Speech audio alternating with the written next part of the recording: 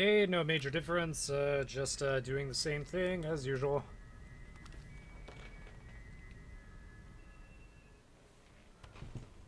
Let's cut the light.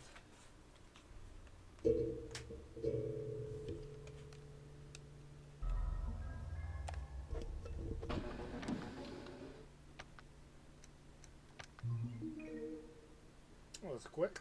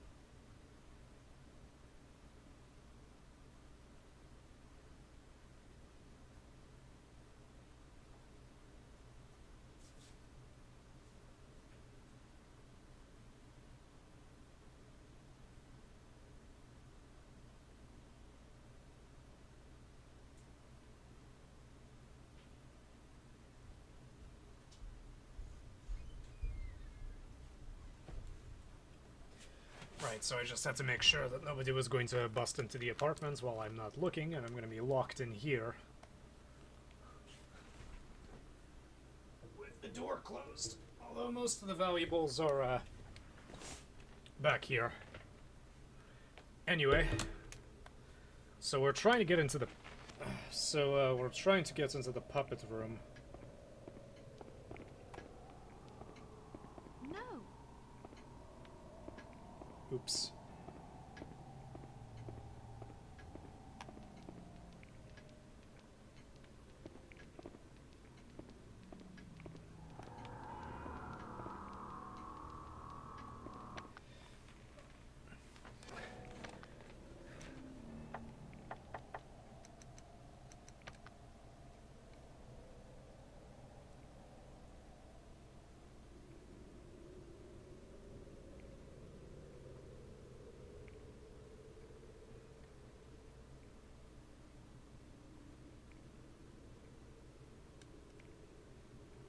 Okay, so I'm just stupid. Never mind.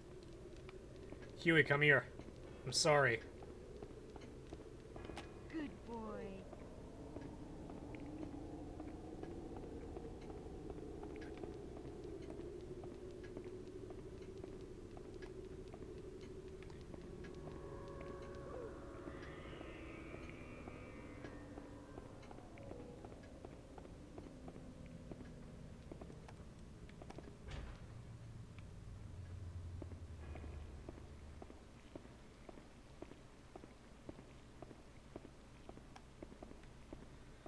Okay, creepy maid is, cooking.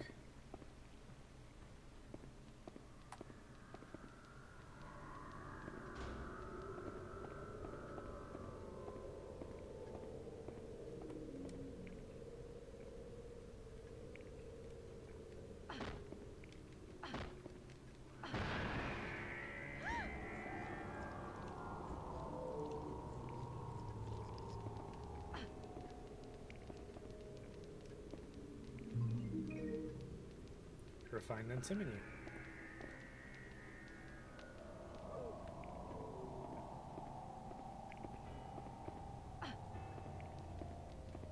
Just bugs. I think this is the last place that we were,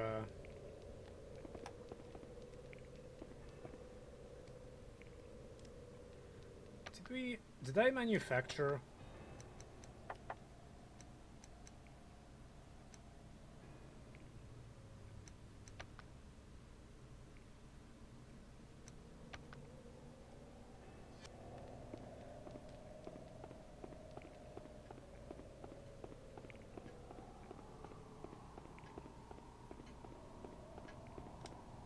Stay. Come on. Oh, hi, I didn't expect you to come from there.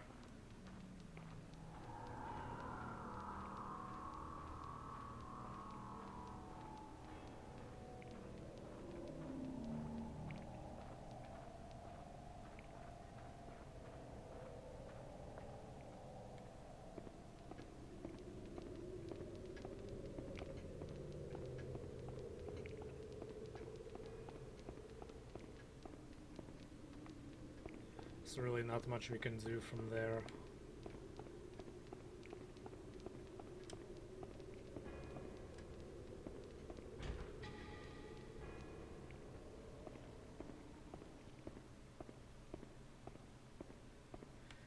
It's downstairs to the basement.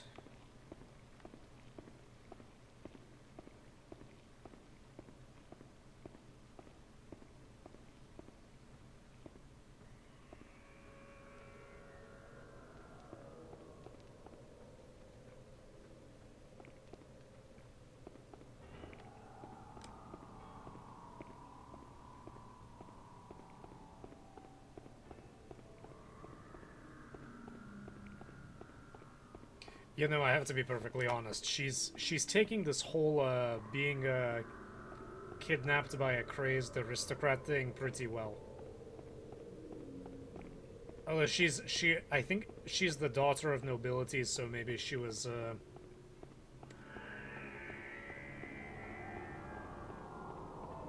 primed for this type of thing eventually happening. Okay, so...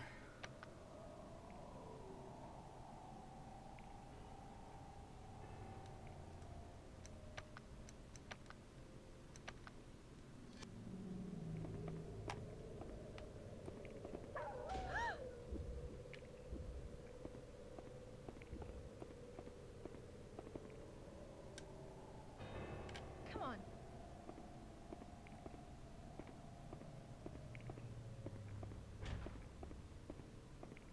Come on.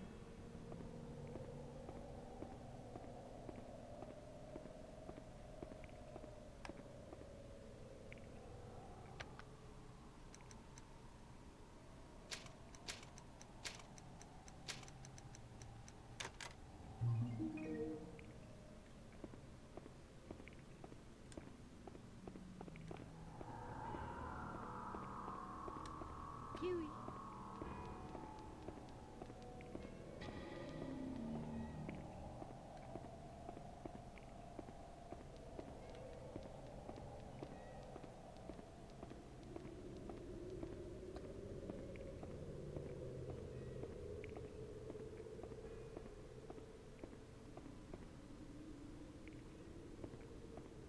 That was a kind of a weird skip. It's not something that you really want to see with a console, but hopefully everything is okay.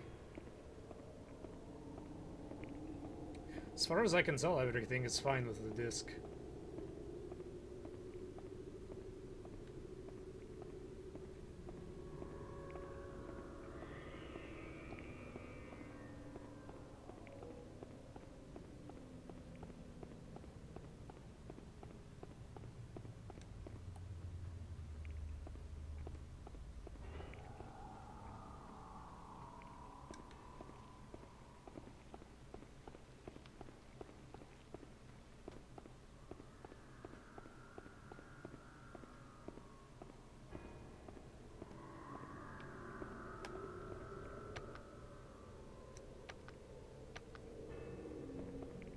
See if this works.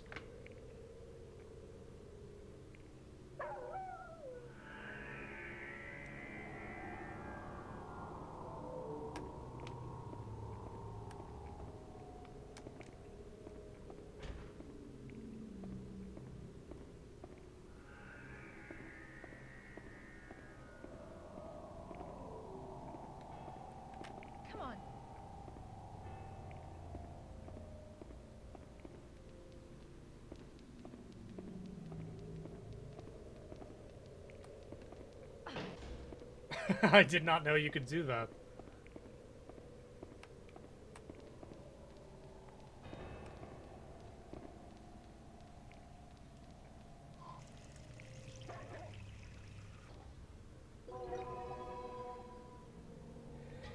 Recovery points. Search for a recovery point to calm Fiona from a state of panic and completely restore her stamina. However, please note that recovery points cannot be used while you are being pursued by an enemy.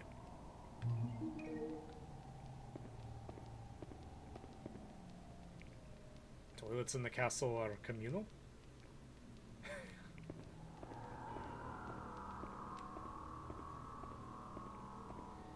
You're in the castle, you should be lucky that there is a toilet and not some, What's this?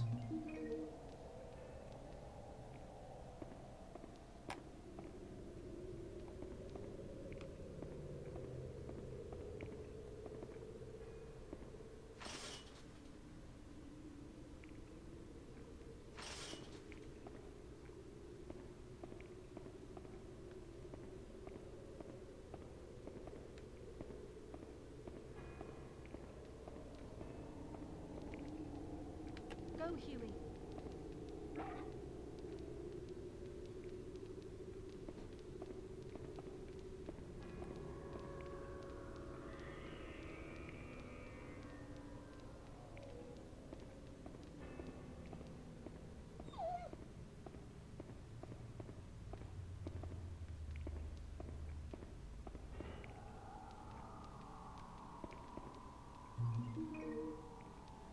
Finding a lot of these medallions and I have no idea how to use them.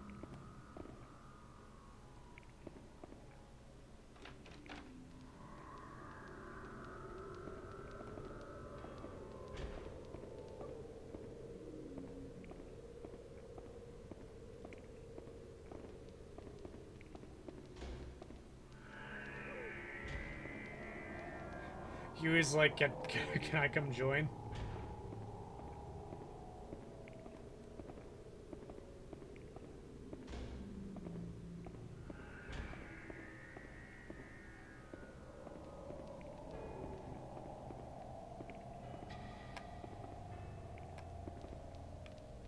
Doesn't look like there's anything really that interesting here.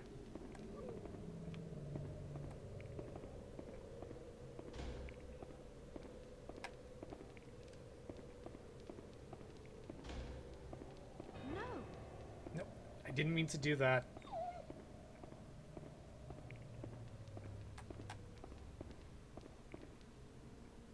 Good boy.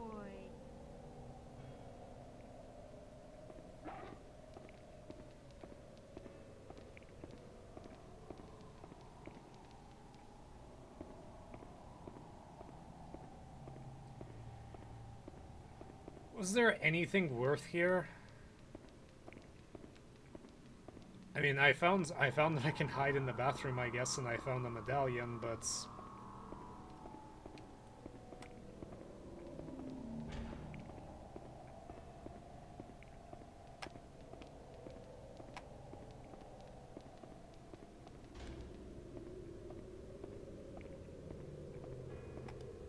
see what I have.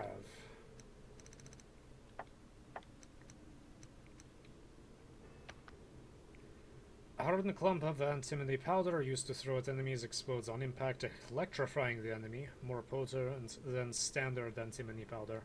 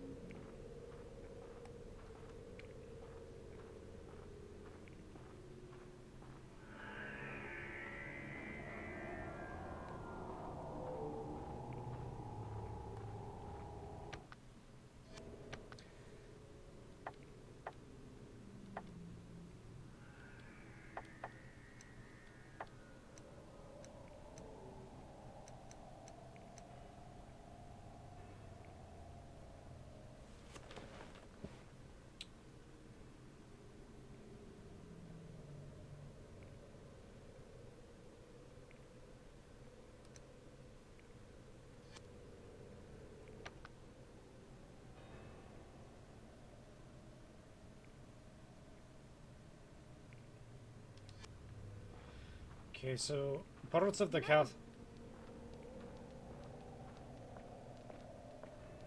Huey. Come on. Good boy. I keep scolding him because I'm trying to move the camera, but you can't move the camera. The stick that you would normally use to move the camera is used to command Huey, and I keep forgetting. Just happened.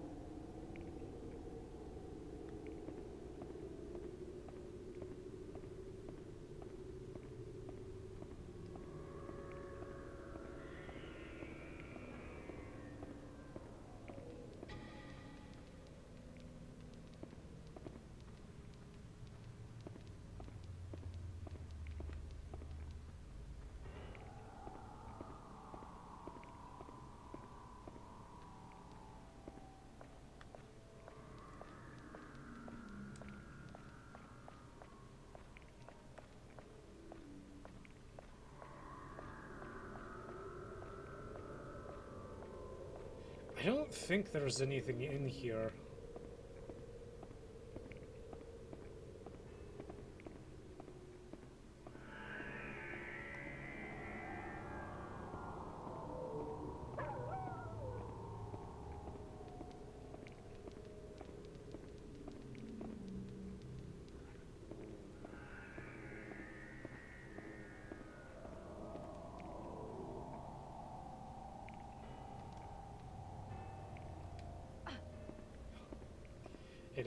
It's not so much sturdy as it is incorporeal. And I can just kick it.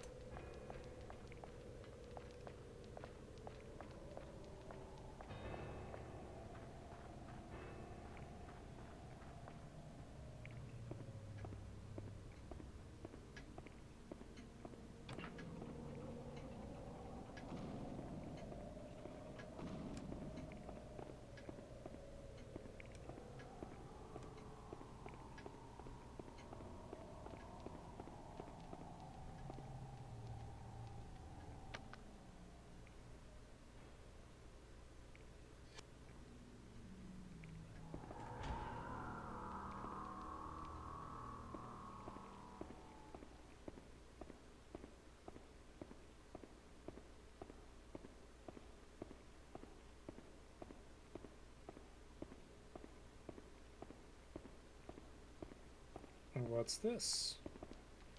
Oh, those are just some of the boards that I kicked over earlier.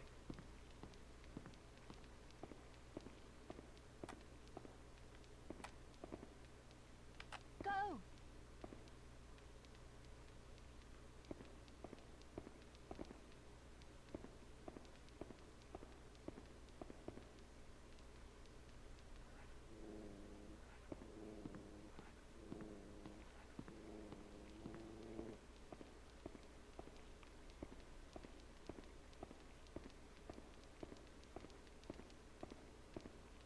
What'd you find?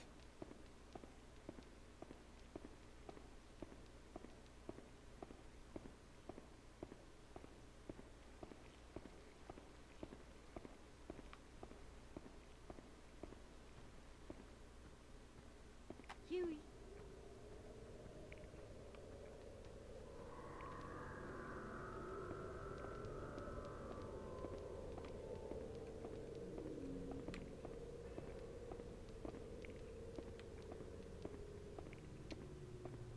Guess I could hide there, possibly.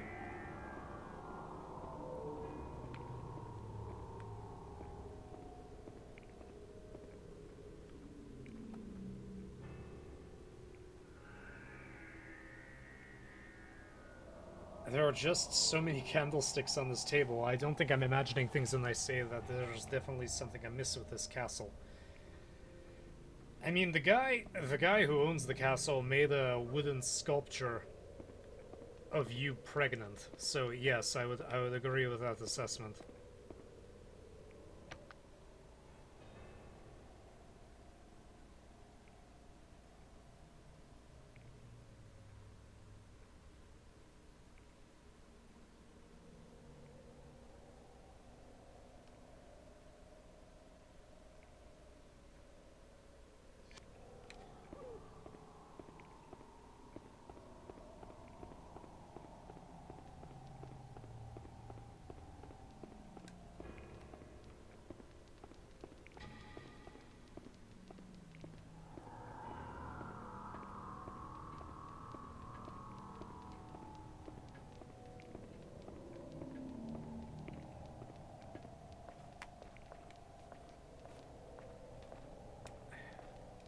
Fiona is just letting all the heat out by keeping all the doors open.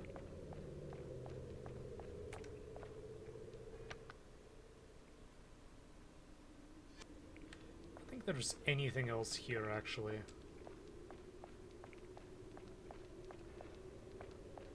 I can't remember what I got on top of the rubbish pile, but I'm not entirely sure. It was either another broken piece of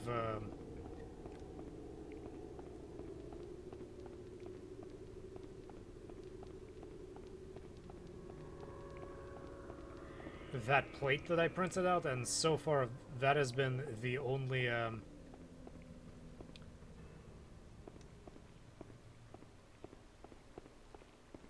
guide I've had so far.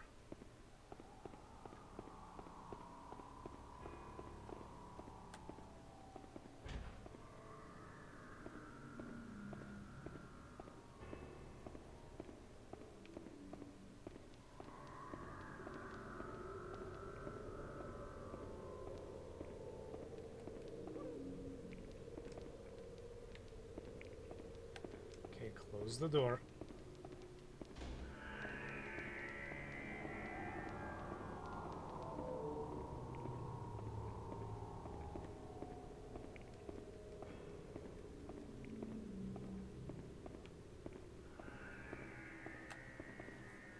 Check real quick if I'm at least going in the right direction, because I feel like I missed something.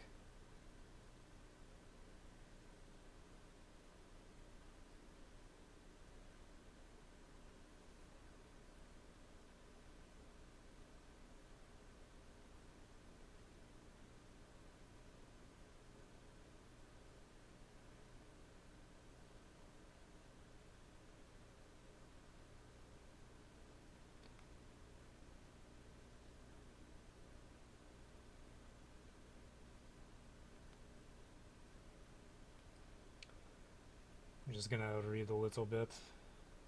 No, I don't want to watch a video, I just want to read up just a little bit.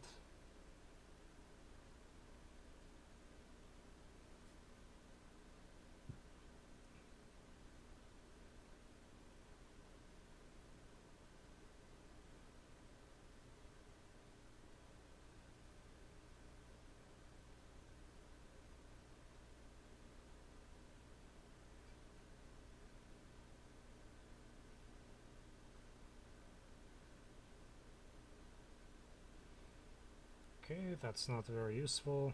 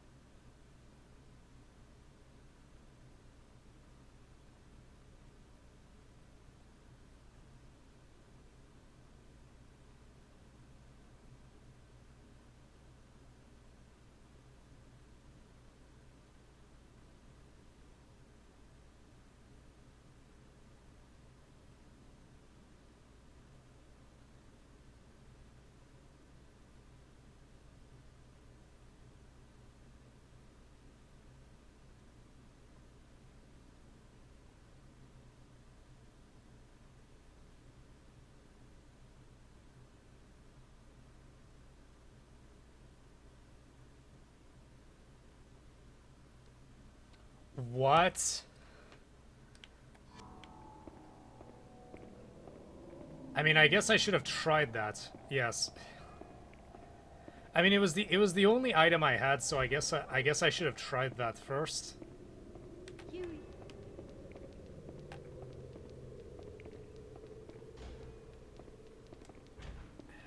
No, that's not what I wanted to do.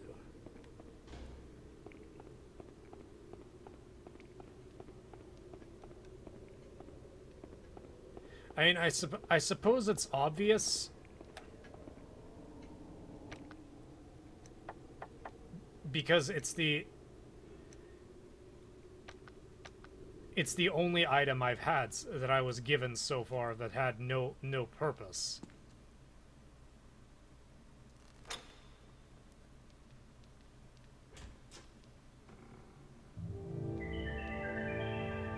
See, it said it had a it said it has a hook. And I thought I needed to get some wire or something, but I didn't think it like, or that I would. What?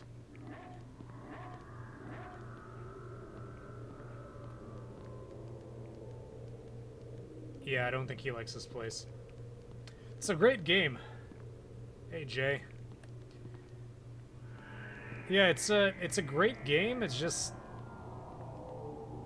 Dob has been stabbed with small iron sticks. This place is so freakish. Yeah, I guess that would be one description of it.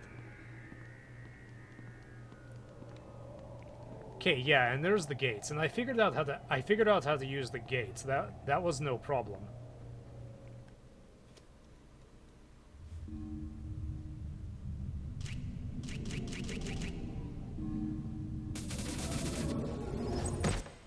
Ouch.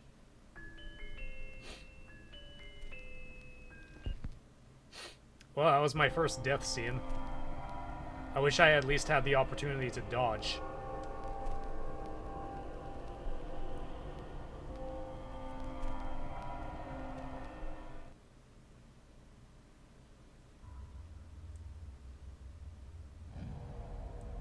I didn't actually know you could die in this game, but I guess if you get caught by debilitus or whatever, it should be obvious or something, but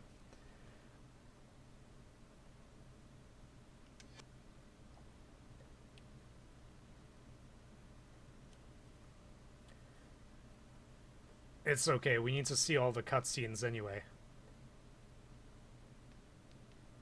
Anyway, this is what I was talking about. You try to open it, and it says there's no knob. What do I do? Wait, there's a hook there, and I guess I didn't think that thing on top was actually something that you could interact with. But yeah, as you saw me just now. Yeah, you just used the broken marionette that you found.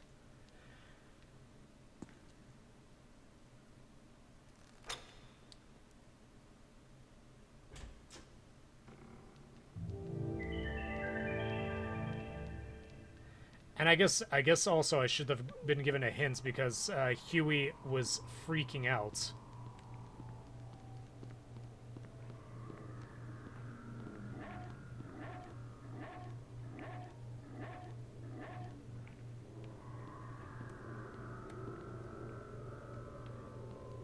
Like, he really hates that for some reason. I just want to get out of this room as quickly as possible.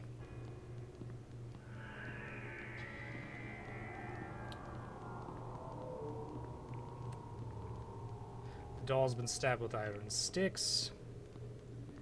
I don't think there's anything particularly interesting here. But what we do have to do... I mean, I already figured out as much that this is what I... that there was gonna be something there. So now, I already tried this earlier. Come on. So now I have to try to coax Huey into this corner, and he's Come on. Sit.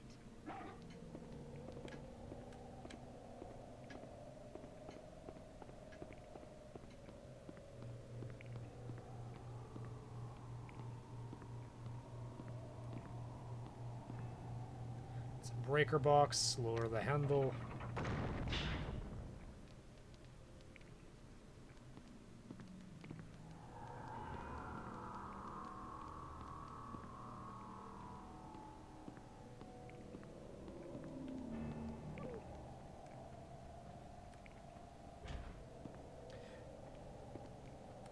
I'm guessing I deactivated the traps, so it's safe now. It's an oddly placed chair as hell. This place continues to weird me out. I mean, that's hardly the weirdest thing in this place. Good boy. Wish we didn't throw away your collar.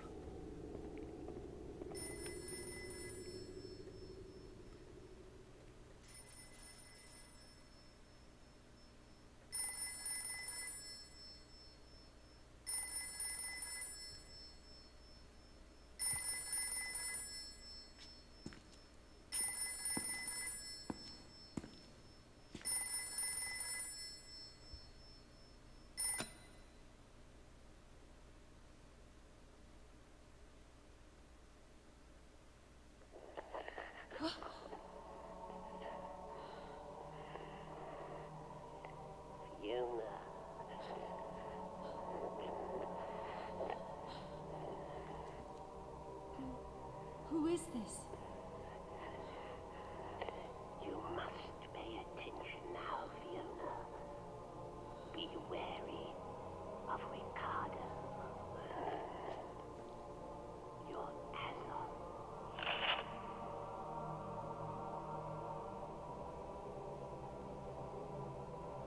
Hello? Hello? Are you there?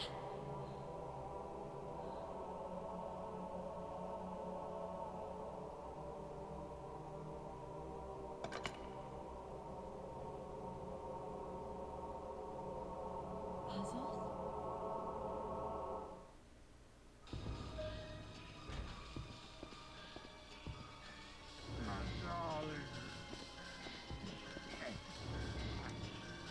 Chewie! Go! Go!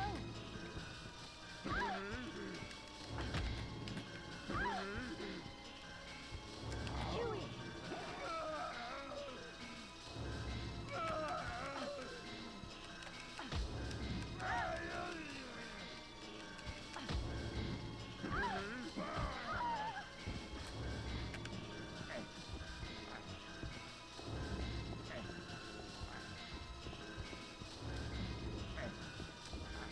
Come on, Fiona, get through the door.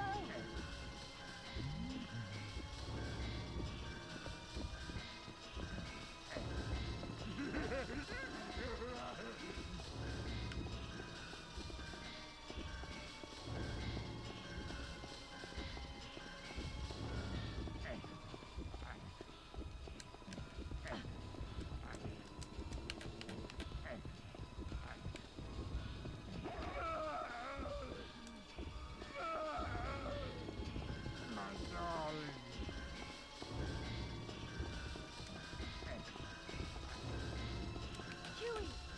Fiona is in a full-blown panic.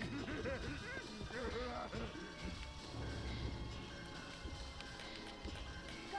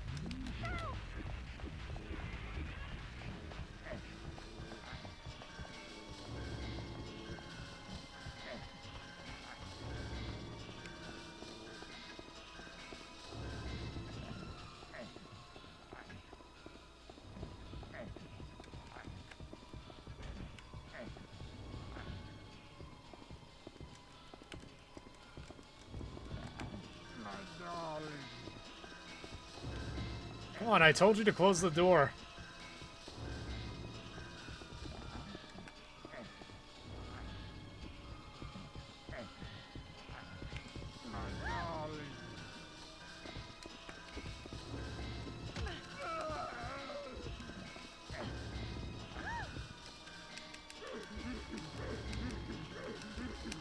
Come on, let me go.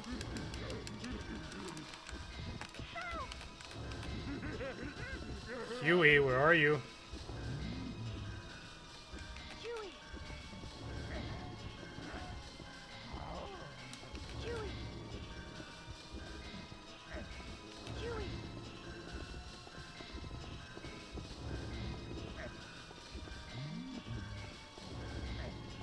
Chewie! Chewie! Chewie!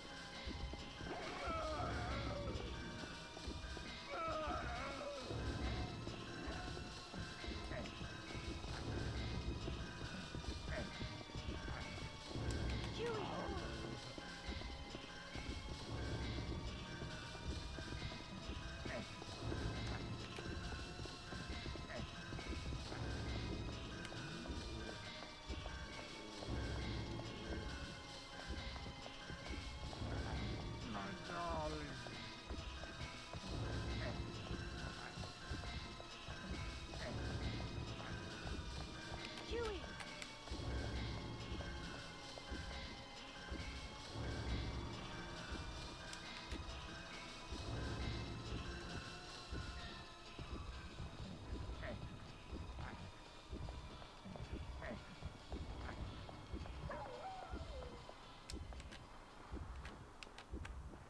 Come on.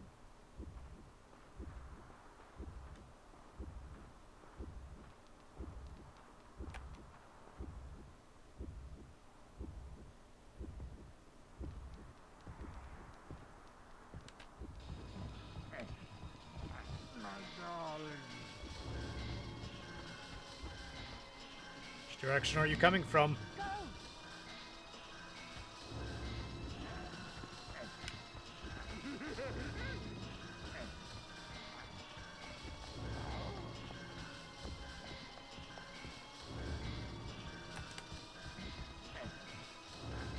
Chewie!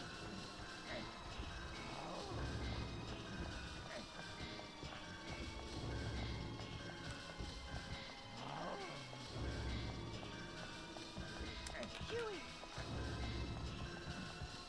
Huey, you are derpy as hell.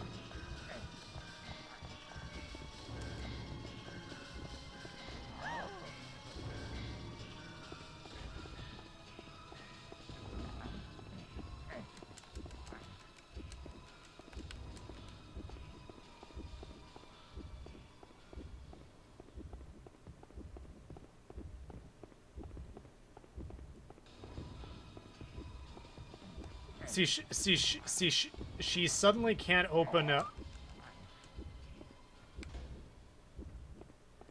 That hiding spot was absolutely useless, by the way.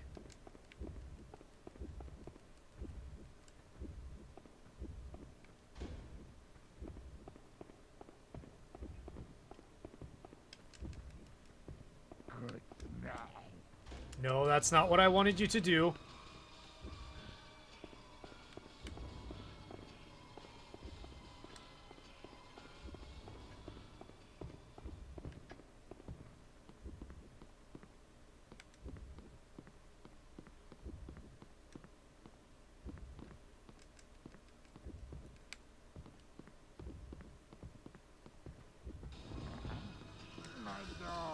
Oh my god.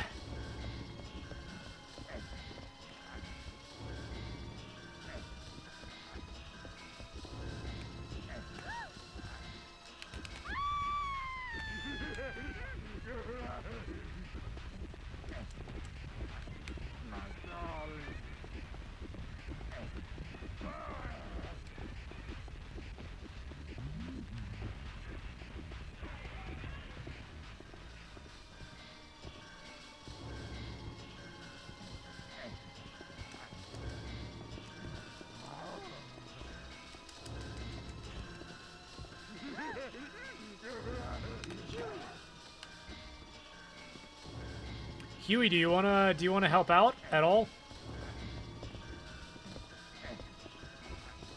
Chewie!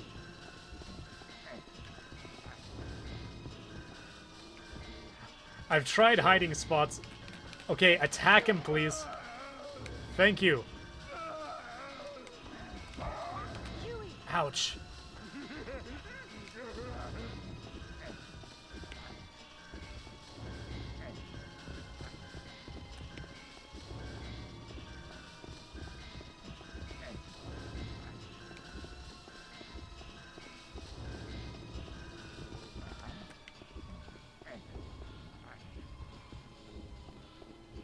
I'm gonna try under the bed because that is the only other place. Stop tripping.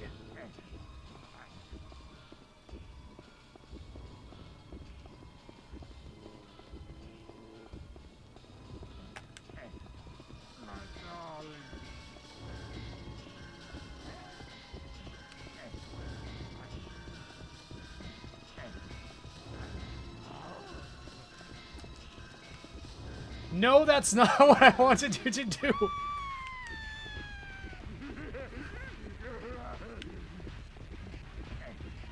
This mechanic sucks.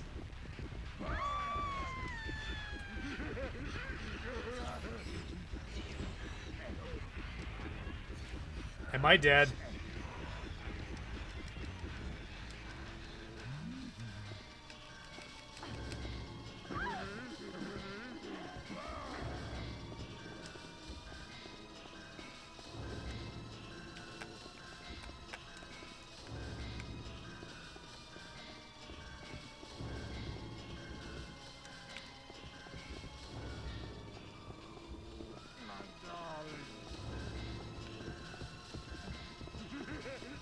I don't know what people were complaining about Rule of Rose being janky. This is a lot jankier than Rule of Rose, and Rule of Rose came... not Rule of Rose, but Kuon. And Kuon came out first.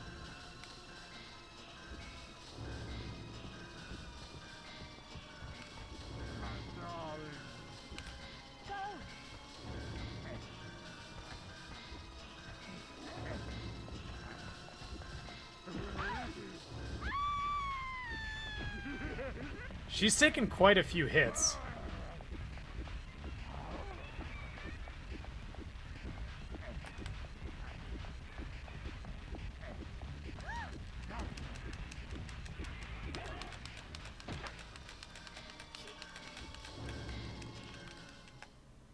Ah, finally.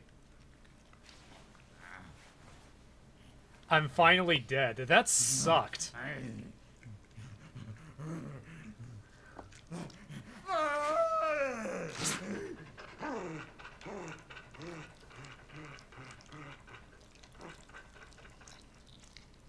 And I have no idea what's going on there. But yeah, none of the hiding spots worked. Like apart from the first hiding spot, nothing worked. He would immediately go to where I am. Okay, let me try something. Oh, I know why it didn't open. It didn't open because I didn't slide the stupid card in earlier. And Huey stopped listening because he got beat up one too many times. Well, the thing is that Huey made him run off the first time. So I just assumed that would be the case the first time.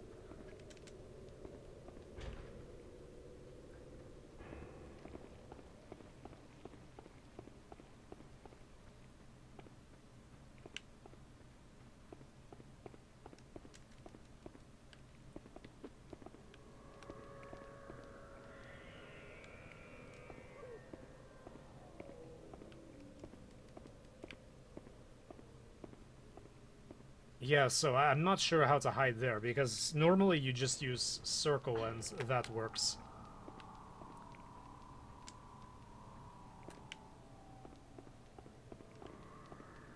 Okay, so let's go upstairs, reprint that stupid plate.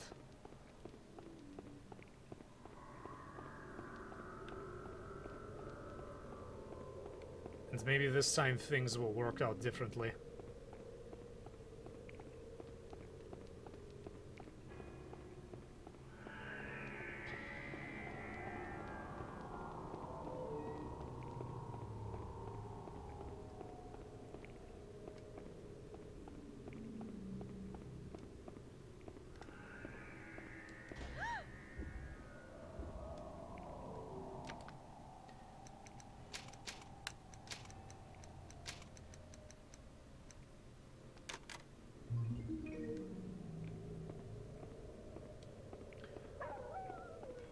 So there are a limited amount of plates that you can print out. I just noticed that counter.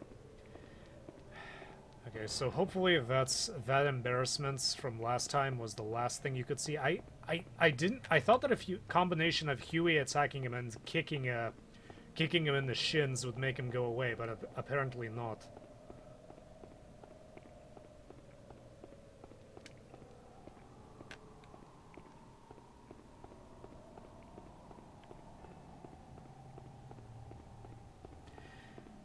I guess I'm just too stuck in the mindset of playing Kuon, where even Utsuki was marginally competent at combat.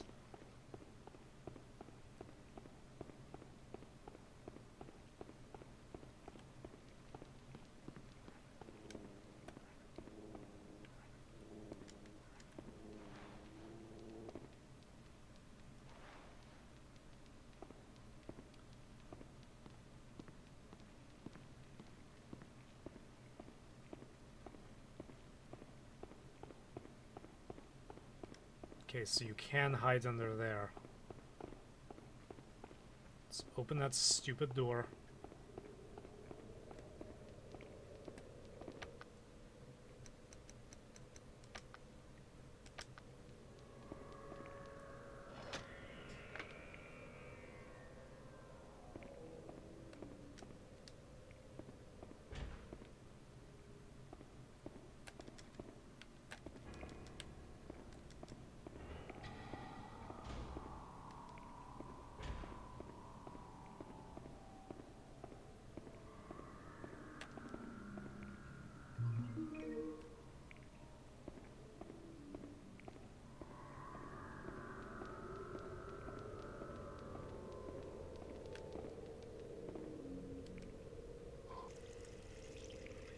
I think it wanted me to hide in the restroom, which is kind of I don't understand why.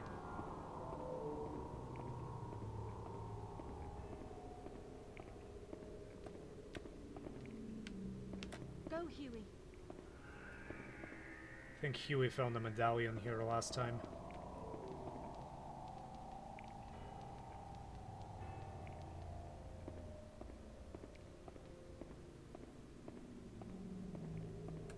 Go, Huey.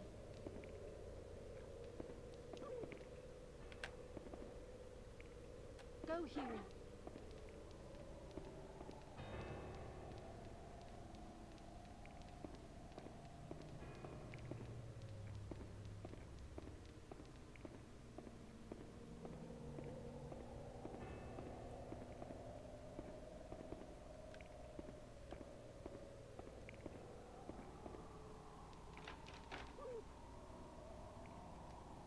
Go, Huey.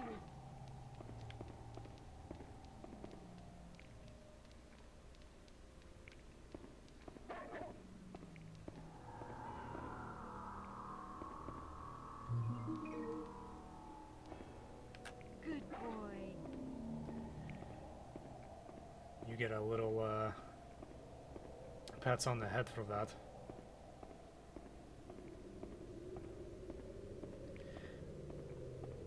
Yeah, but for some reason she's Fiona is very polite, and she won't slam a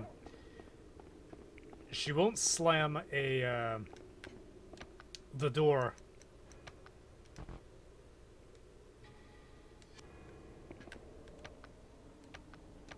She won't slam the door into on anybody's face, even if her life is in danger. It's the third time I'm doing this.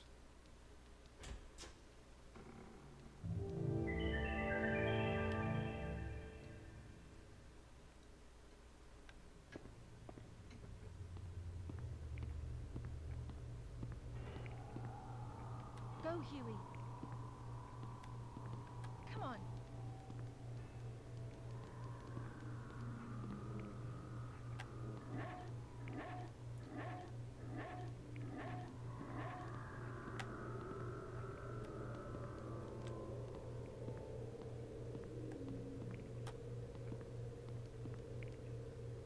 Good boy. Thank you for warning me.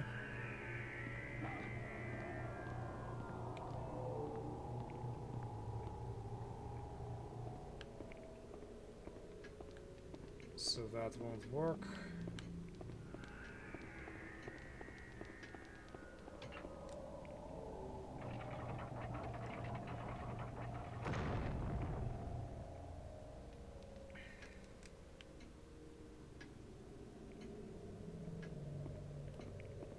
Come on. Sit. Wonder if it'll work.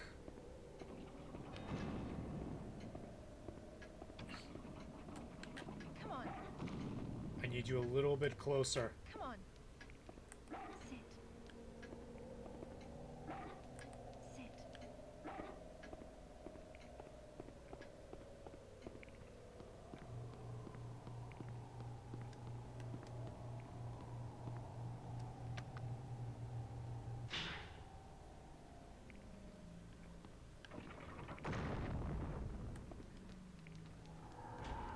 Now the trip puzzle is no longer active.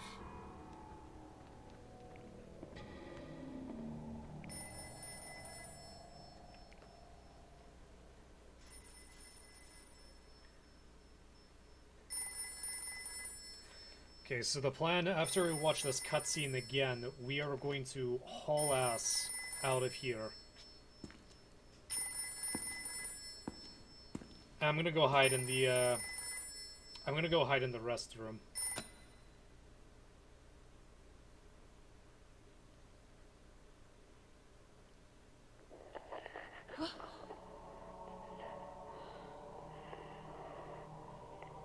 Fiona.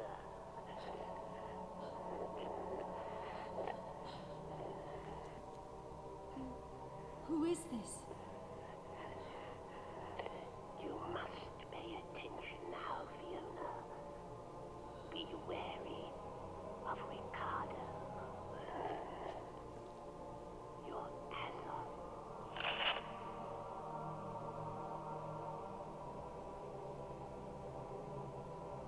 Hello? Hello? Are you there?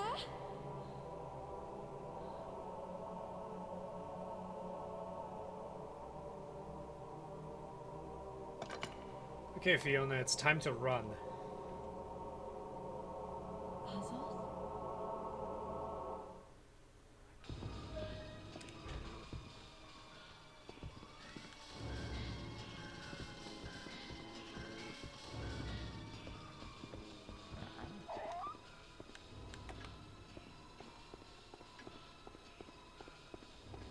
Come on, Fiona.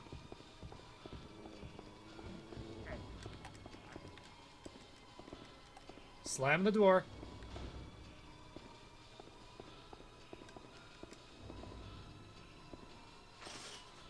Hide.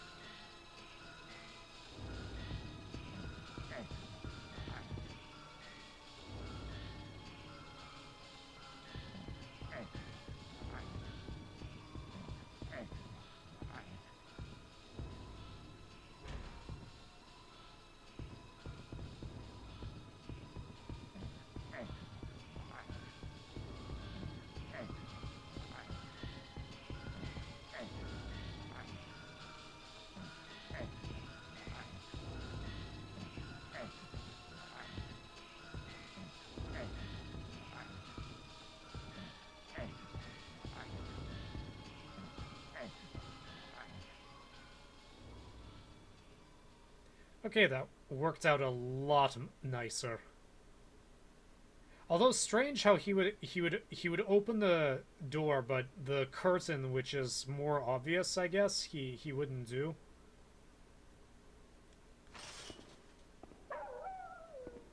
Sorry for locking you out, Huey, but it doesn't look like he gives a shit about you. He doesn't care about you, but he wants to eat me, so...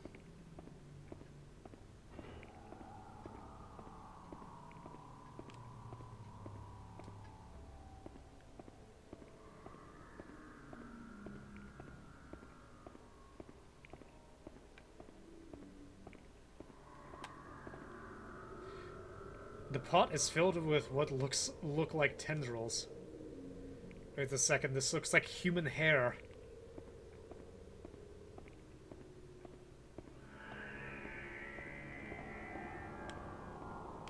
Yeah, I'm sure whatever she's cooking is kosher.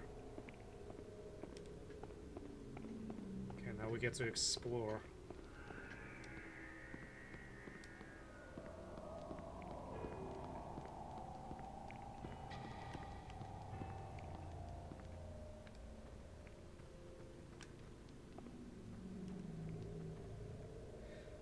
The line has been cut. There is no dial tone.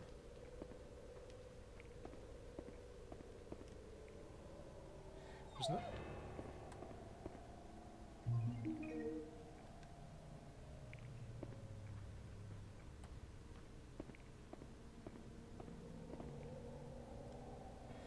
Various ornaments have been placed here. They all look quite dusty.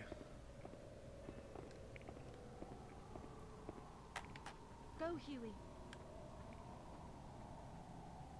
Go, Huey. See if you can find anything here.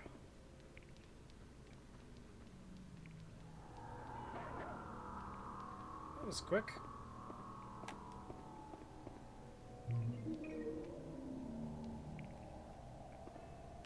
Good boy.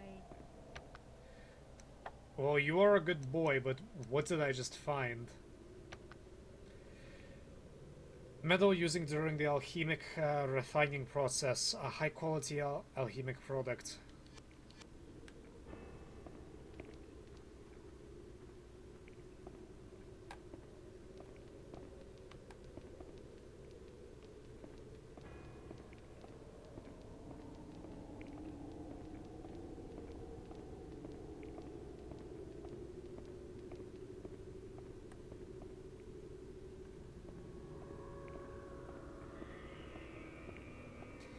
That yellow and green tile floor reminds me of a thief for some reason. Okay, so it's either search the bottom or...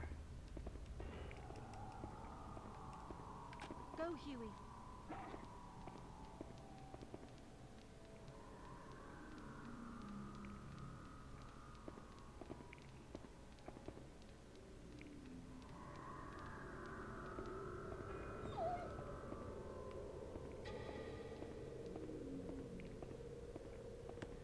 It's okay, you don't have to find something every time.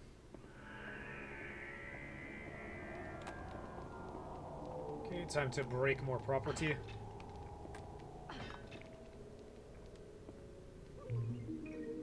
Chicken jerky. Huey, if you play your cards right, you're going to be getting some goodies soon.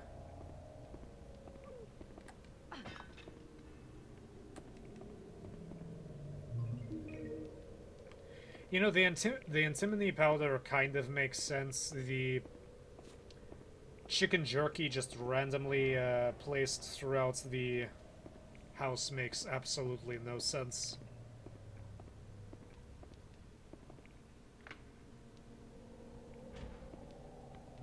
Where does this lead us? This leads us to the front. Good to know.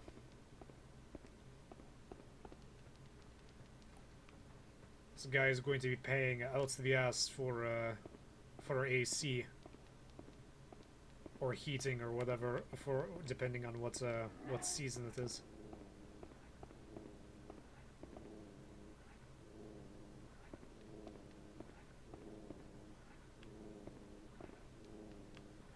Oh.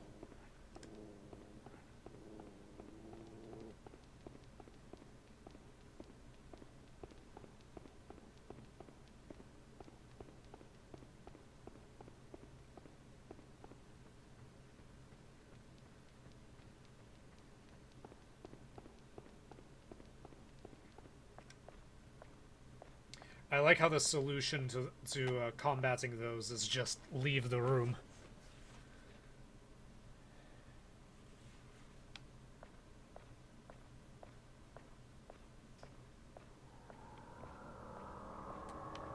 Oh yeah, it's supposed to be leave the room and close the door.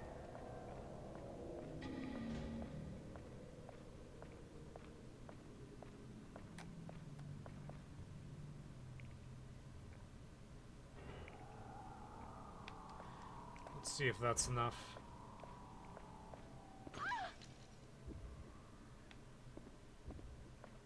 Clearly it was not.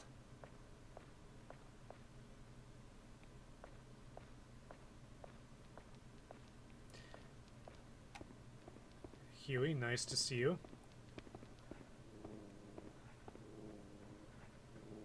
Yes, Huey, I know you hate that thing. I hate it very much too.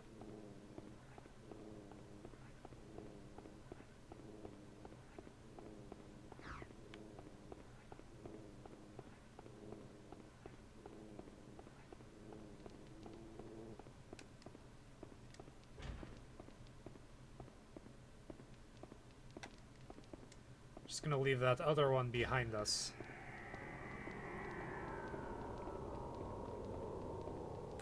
That is all I'm supposed to do, right? Luminescence, luminescent, blah blah blah. When the luminescent makes in contact with the other, puts in their state of picture nearby, notifies nearby enemies. Reaching a neighboring area and close the door. Okay.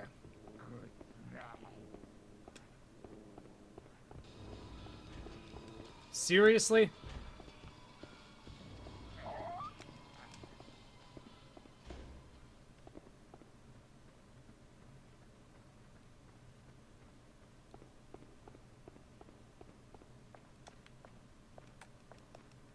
Close the door.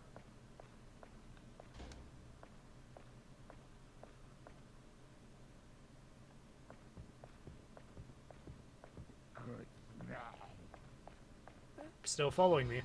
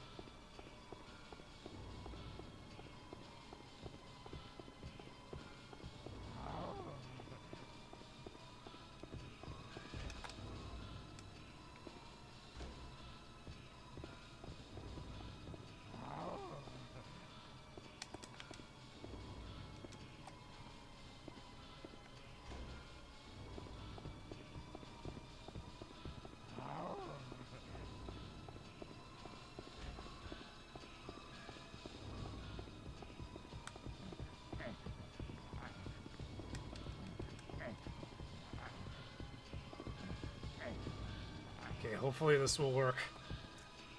I'm really tired of this asshole following me around.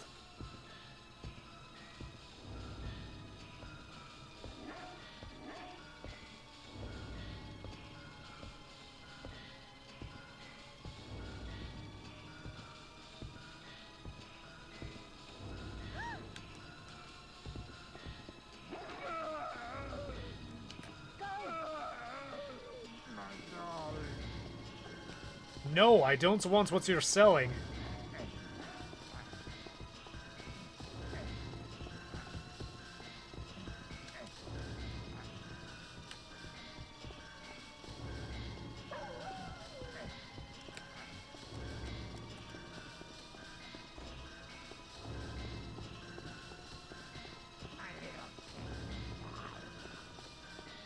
I do not want any of that.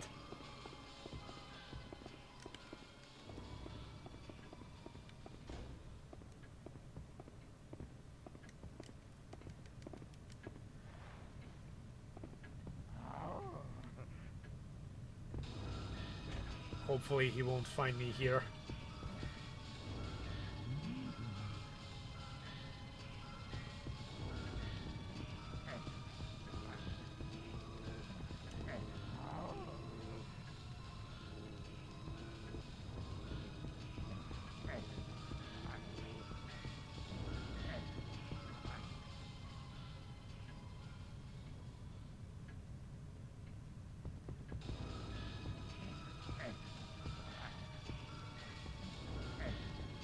This is the game just trolling me.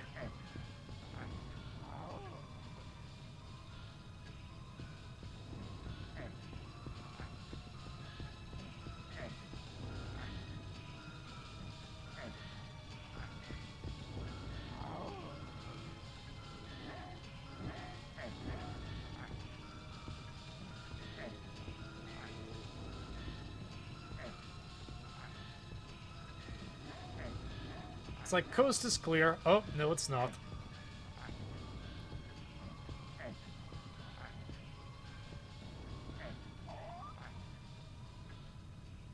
Yeah, I'm not falling for that again, game.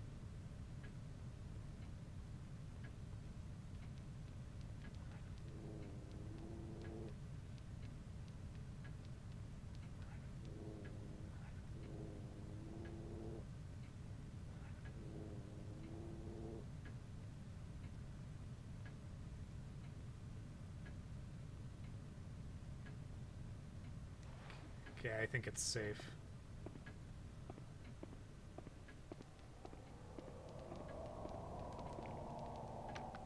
Let's save for now.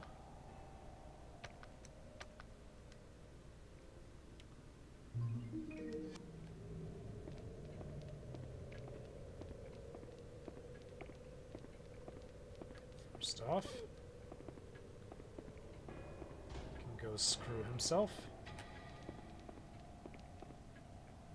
Good boy.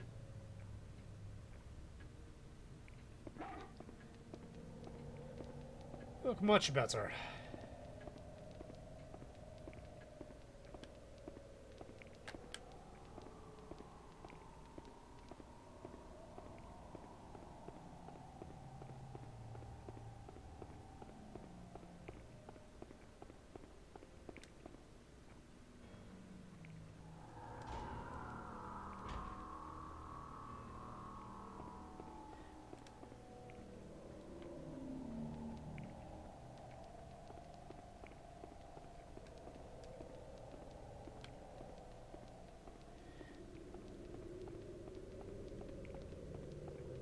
Apparently one of these curtains is supposed to be a hiding spot.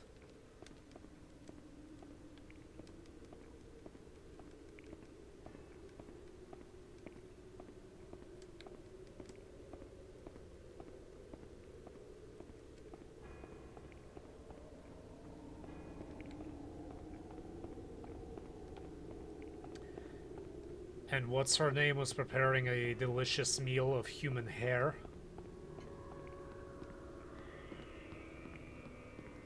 There are no mentally stable individuals in this castle besides me and the dog. This is this is my conclusion.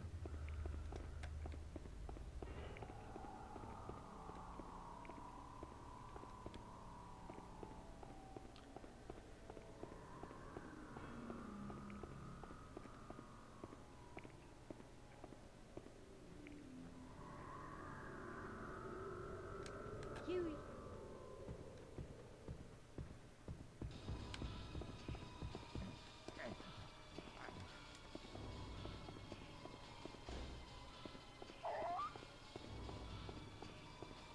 Where'd he come from?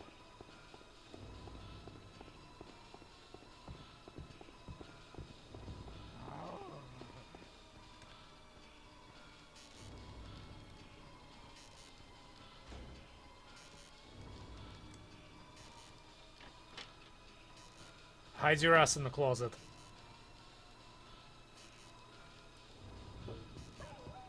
My little pink meatball.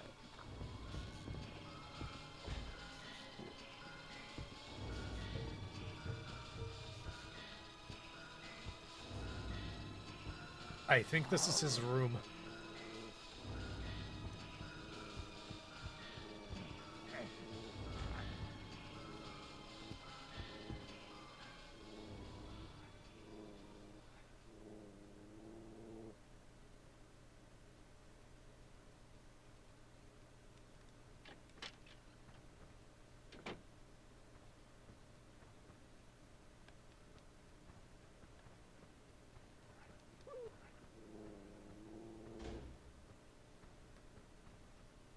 Good boy.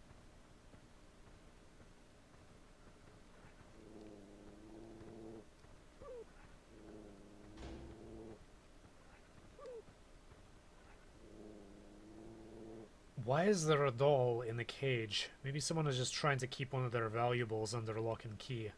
Then again, maybe not. There's a doll slumped in the chair. Perhaps this is a nursery.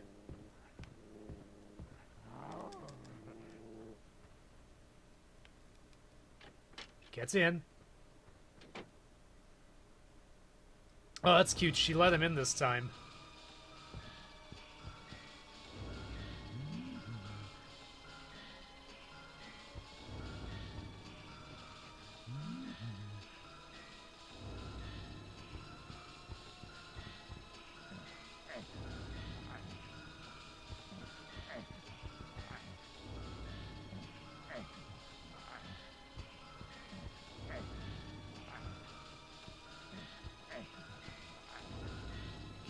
Can you go away?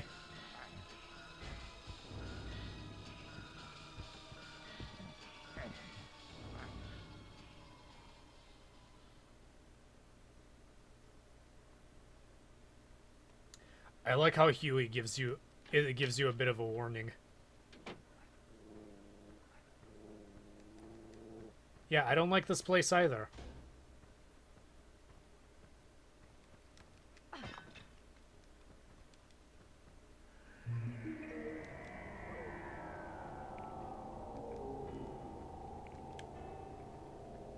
Search and get the hell out of here. It's a box, but I can't open it. If I wanted to revisit my childhood with a quick ride, I don't think this will support my weight.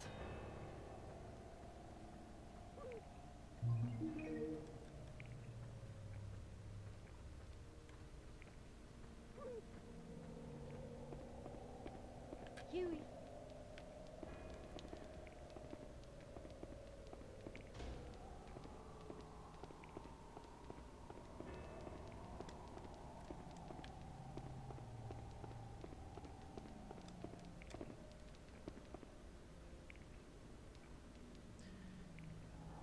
Angus Day. Looks like a title of this diorama.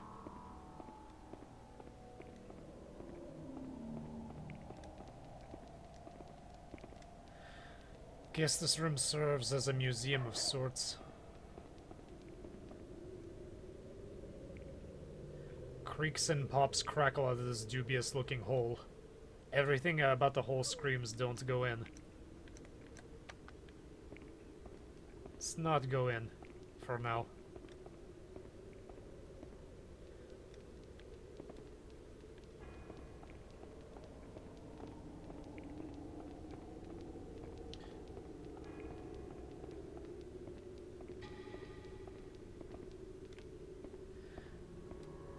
Well, I guess we don't really have a choice.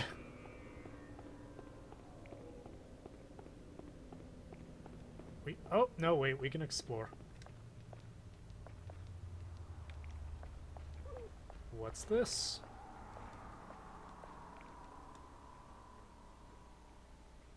It's a cutscene. We found the...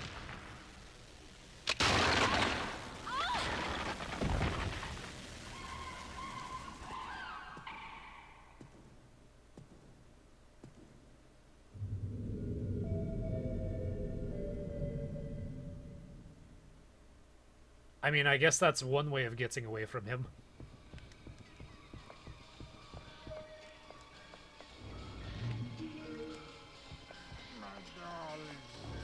Please screw off.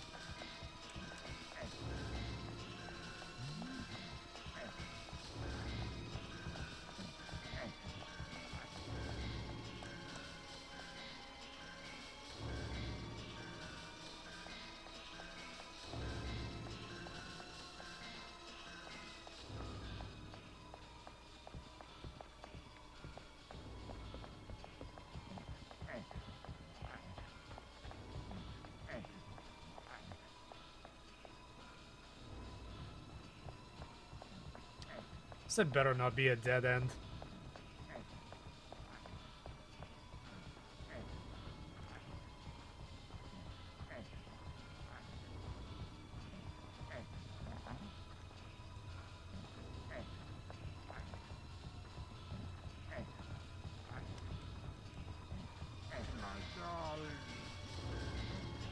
No, that's not what I wanted to do. I wanted to go in.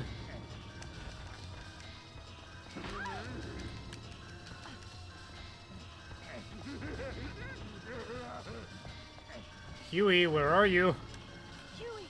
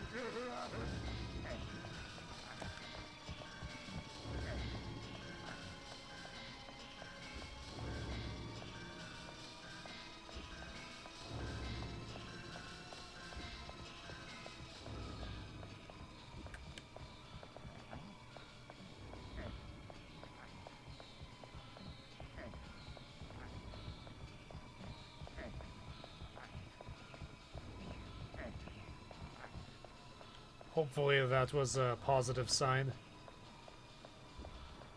Yes, climb the ladder.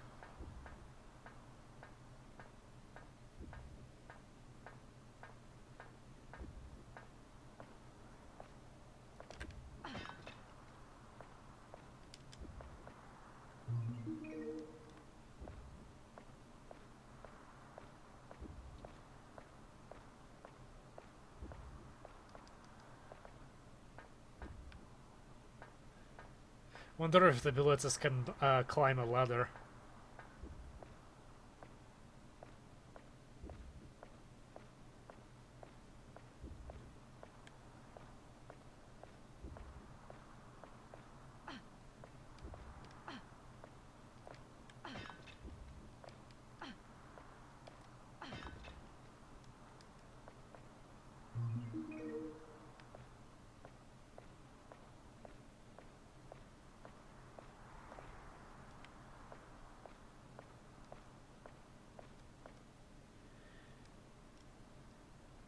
A clamp is fixed to a wire winding device. It's rusted solid, but if I hit it with enough force, I may be able to loosen it.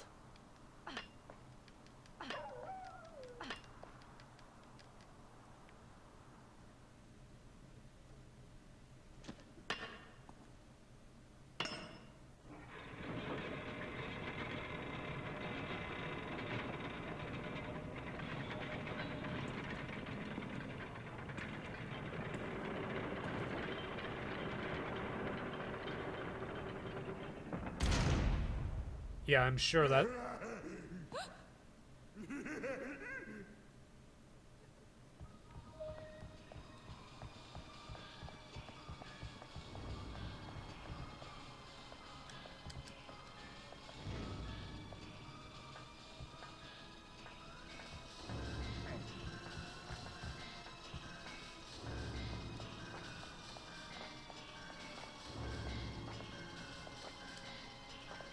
Come on, go down the ladder.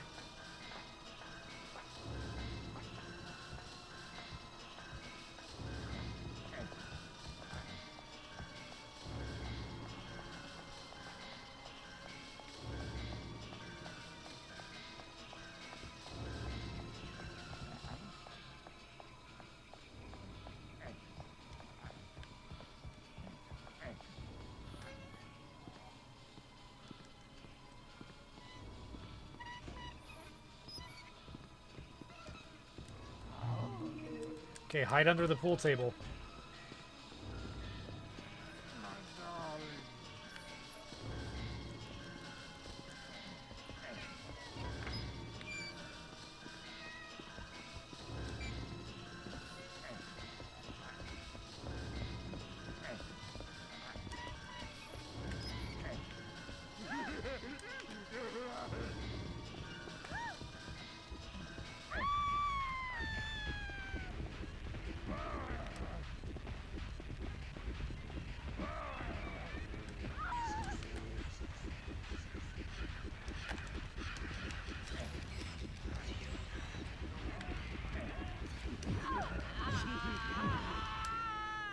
I have no idea what's going on.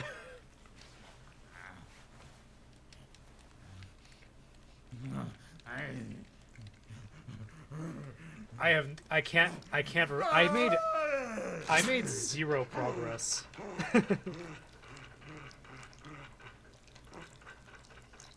I have no idea where to go. I have no idea how to get up there. You didn't let me explore the area at all before sicking him on me. Alright, let's do it again. All of it.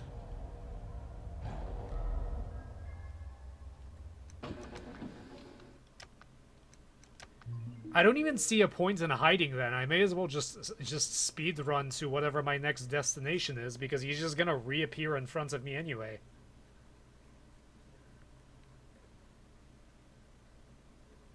This game, I feel like this game is less better put together than Kuon.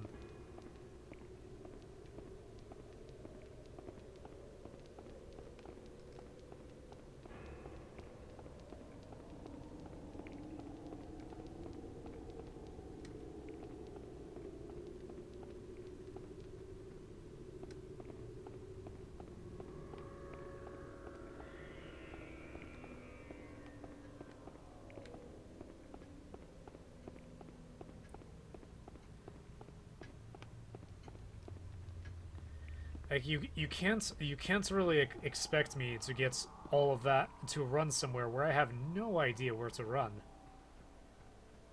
I mean, I guess that it is I guess this is a survival game, so.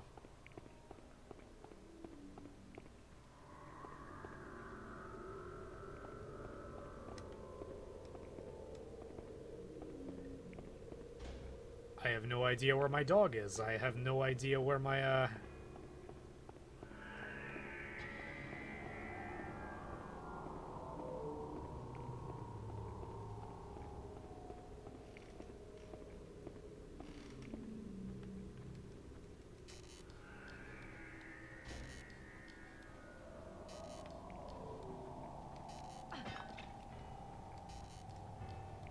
pick up this crap.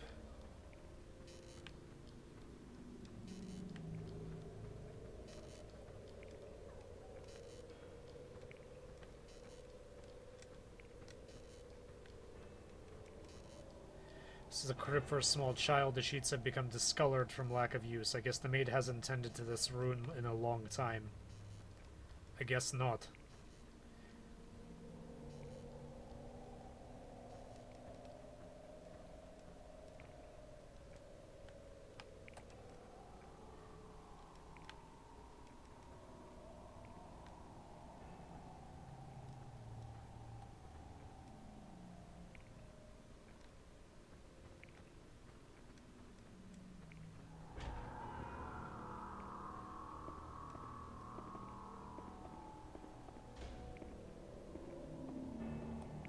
Come on.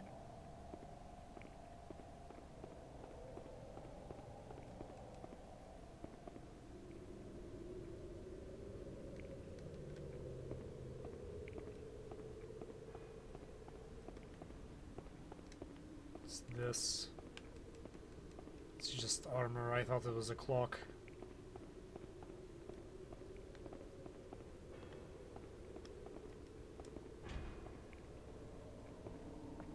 Okay, I'm not gonna fall for that this time. I'm gonna look around some more.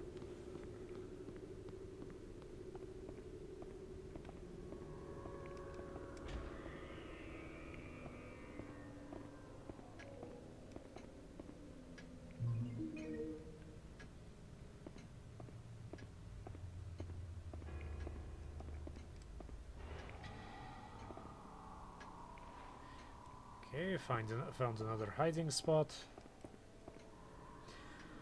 It would be nice to freshen up a bit, but I can't. But there's a crack in this mirror and I can't see anything.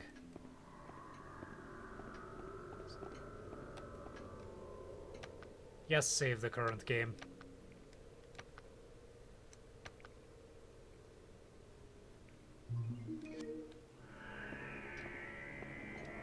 I think the game freaked out or something because I don't think he was supposed to be chasing me around that much.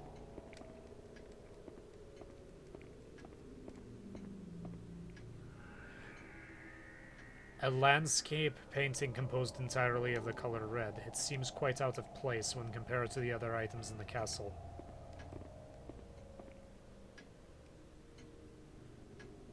Looks like blood, but it surely is just red paint, surely.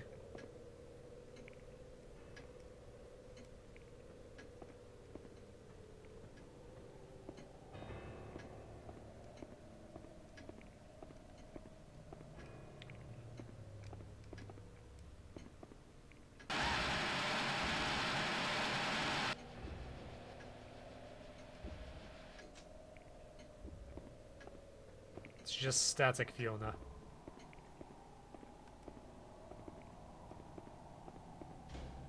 Actually, I better leave this open.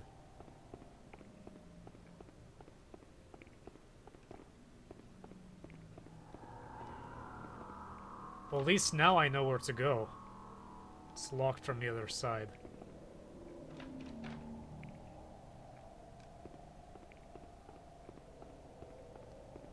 I still have no idea where to go.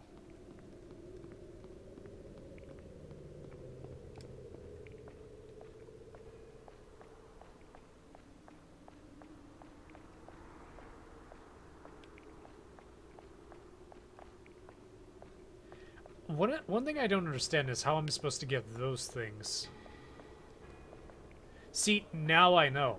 Now that I'm not running from the freak, I can take some time to explore and look around.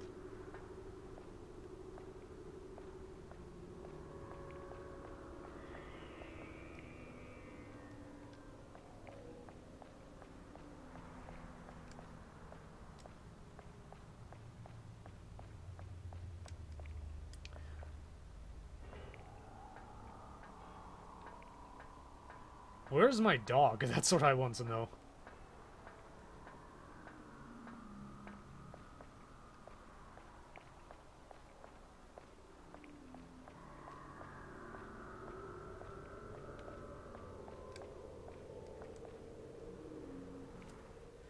Okay, let's trigger this scene.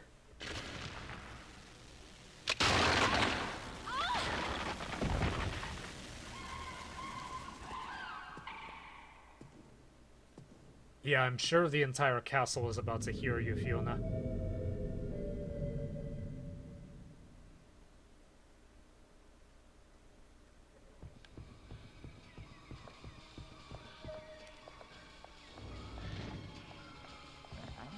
My darling.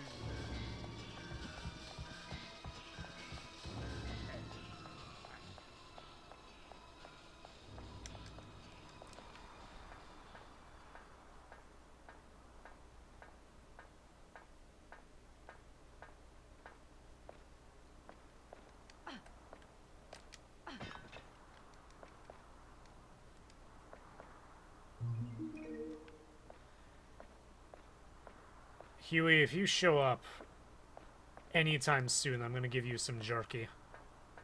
Because you deserve it.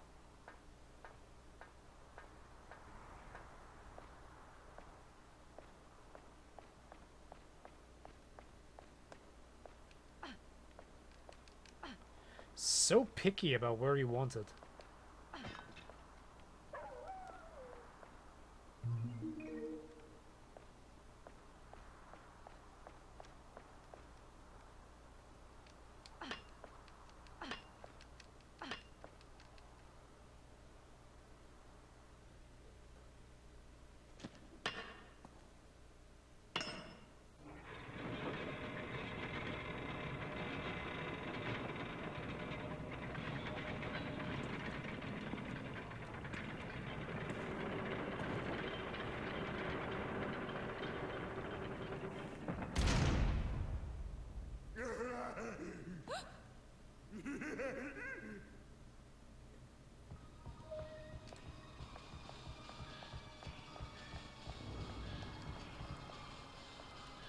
Okay, take the leather, please.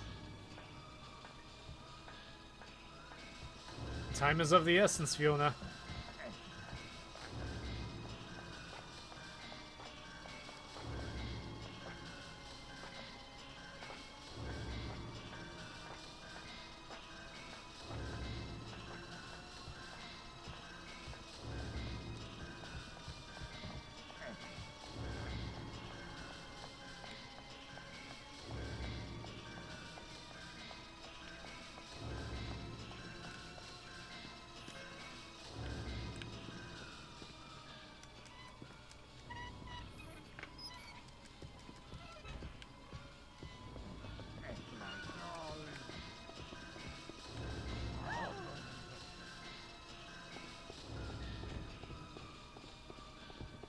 My darling.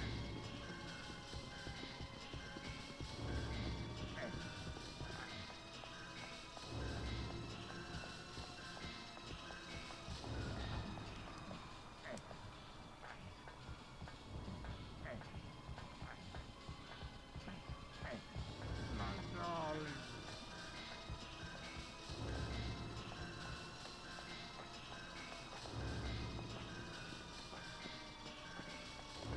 Hopefully I can get through.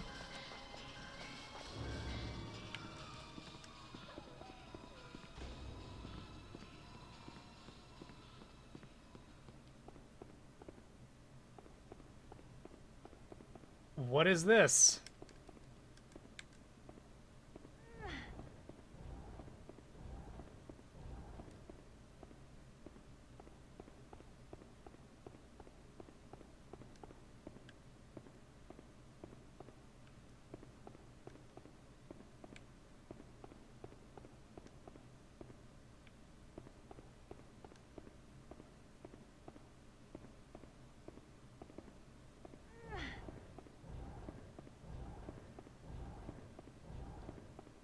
I'm guessing it wants me to solve this puzzle.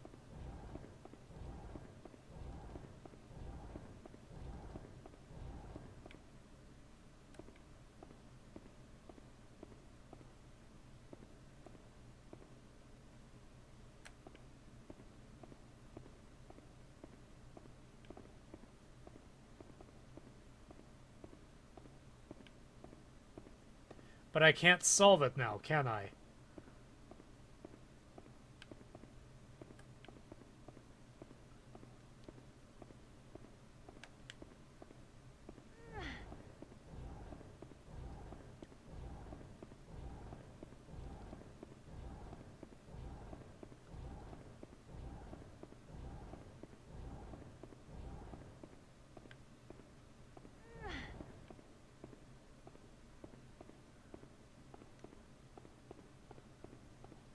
Yeah, I can't solve it because that silver one is in the way.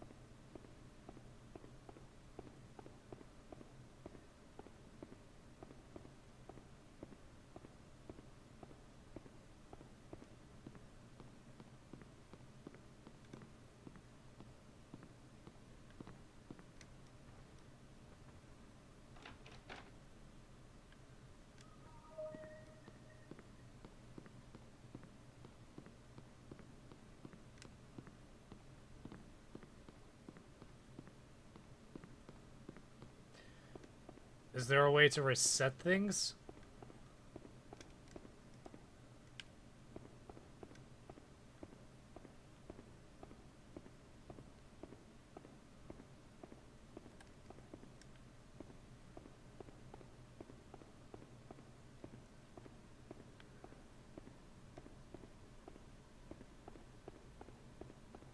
Because I know what I'm supposed to do, but... Alright, let's check again.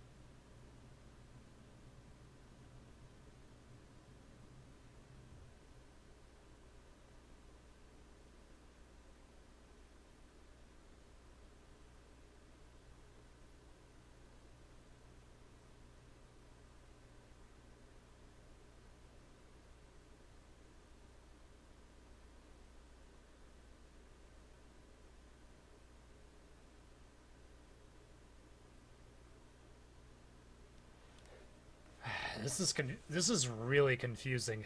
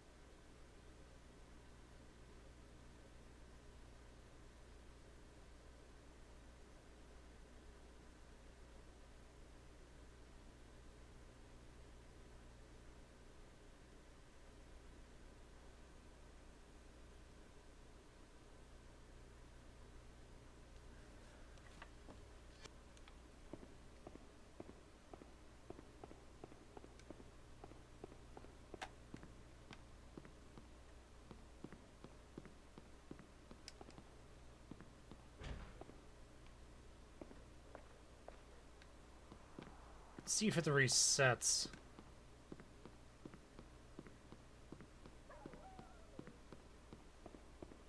It does reset.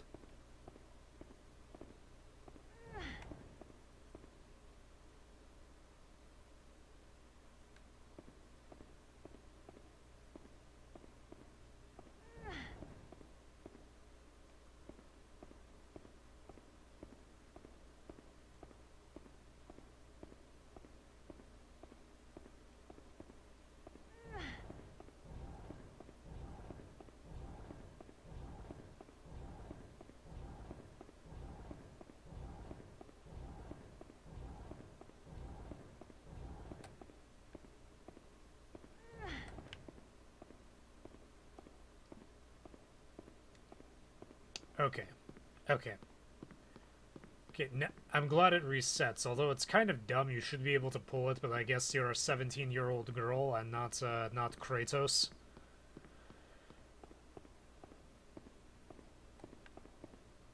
So your abilities are undoubtedly limited.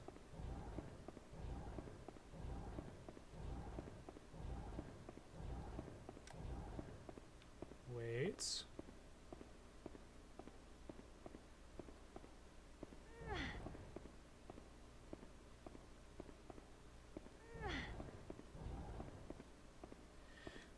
So I want to get rid of this red one first, so I can push the silver one in place.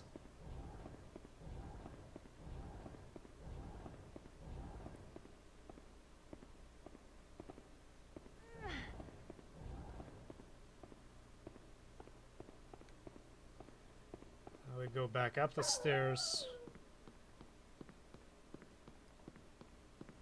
I was confused at first because I thought I was not doing it wrong because I thought there was some way to pull it, but no, it's just as simple as leaving and just letting it reset itself.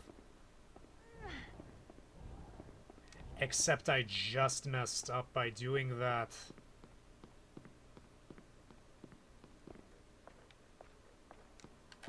Come on. Come on.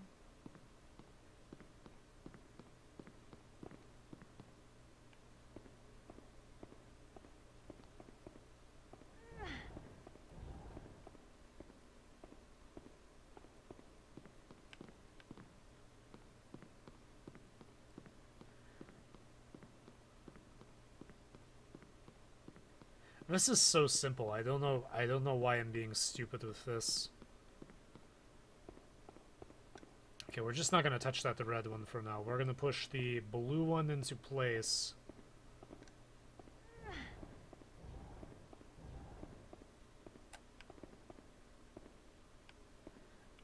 Actually, I need to push this red one out of the way. Because otherwise I won't be able to walk around and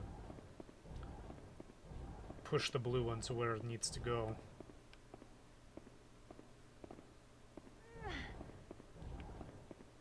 Just gonna push these right here.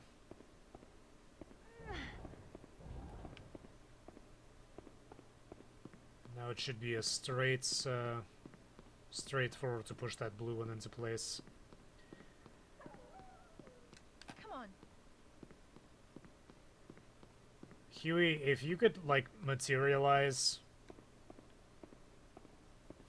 Like, I know I closed several doors behind me.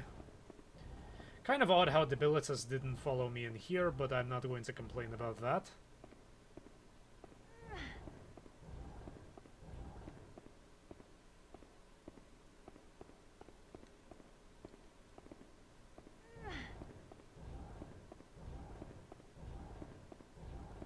Fiona is definitely going to get a workout from this.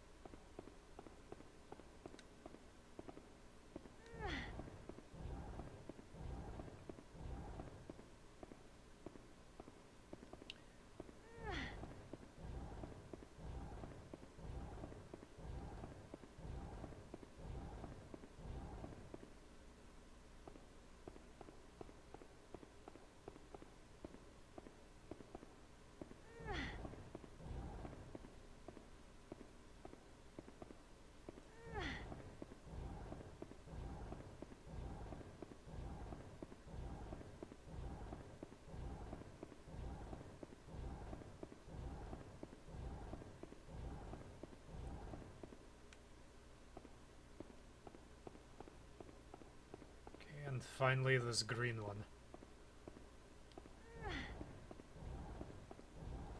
At first when seeing these, I thought these were like tomato rows after rows of tomatoes and lettuce.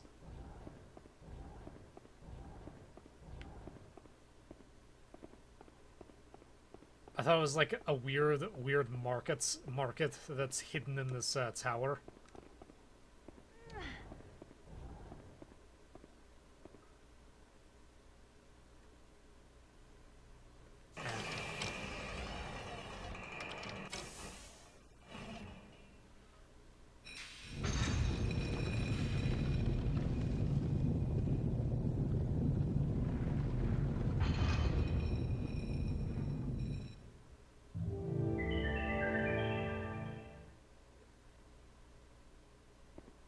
Well, since we're here,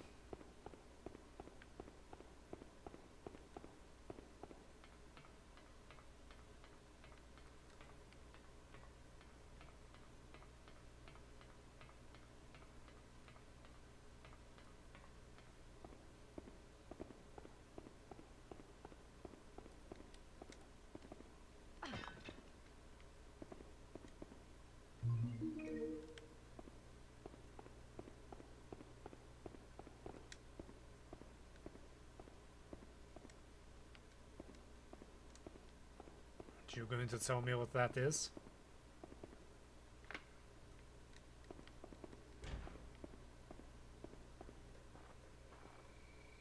Come on. Huey.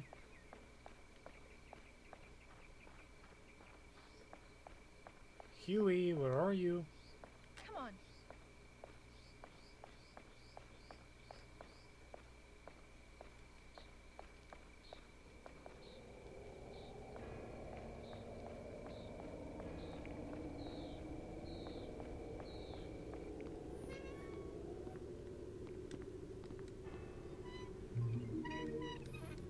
Can I?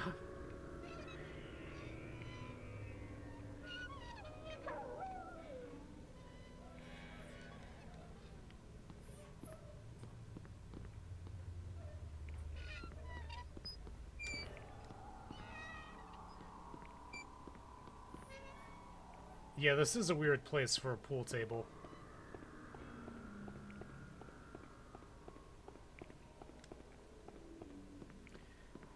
I heard him just a second ago, but I...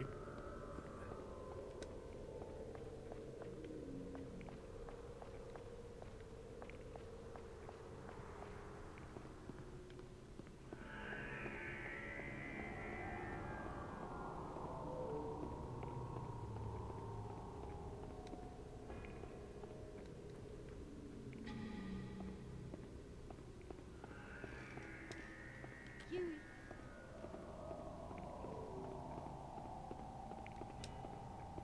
Where did I last see him?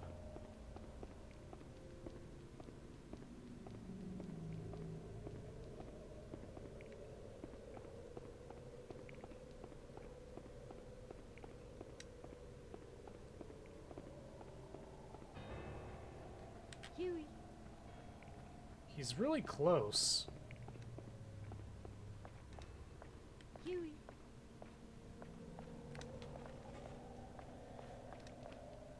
Ah, there you are. Finally. Good boy.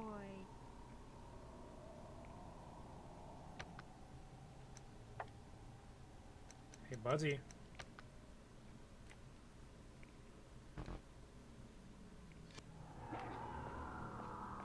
Oh, I can't give it to you? Huey. Come on. We have to do some things. Actually, let me find something, because that's gonna be bothering me for a while.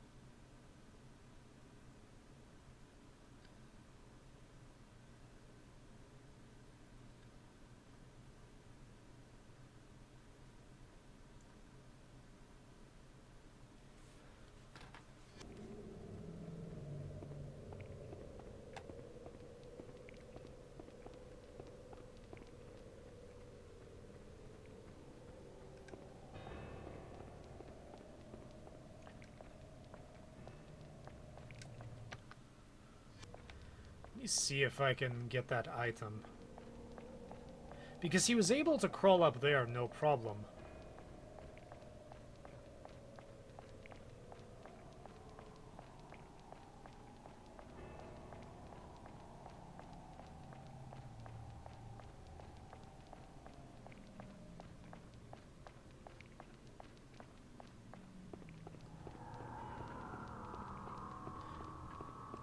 There's an item in the courtyard that I want. Fiona's too dopey to properly run down stairs.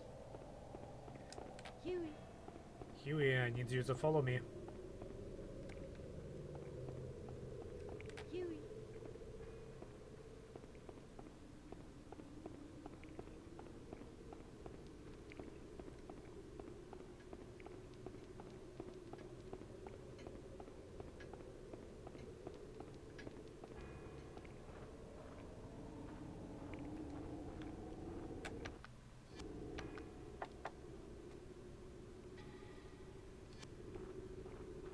Can you actually hide under this?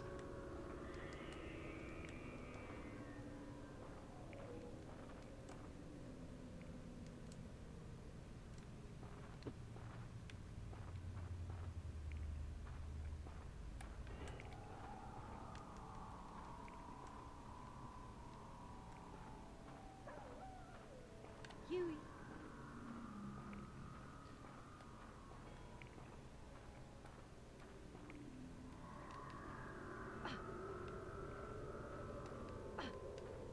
Come on. Huey, I need you here.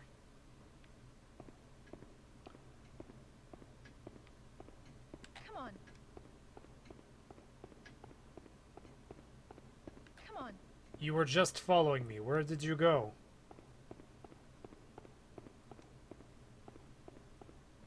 Come on.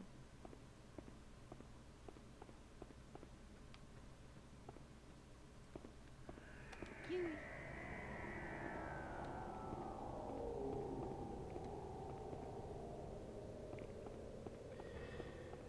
Okay, you know what? I accomplished a lot, so I'm gonna save.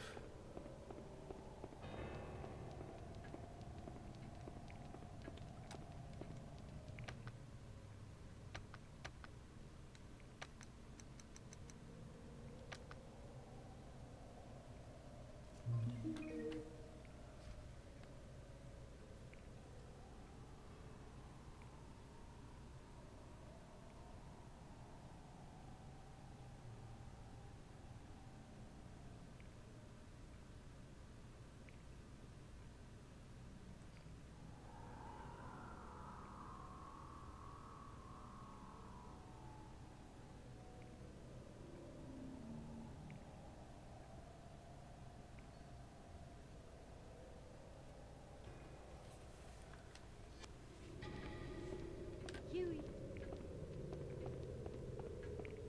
Come on, Huey. Huey.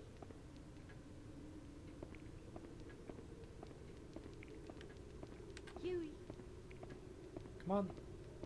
We have to go.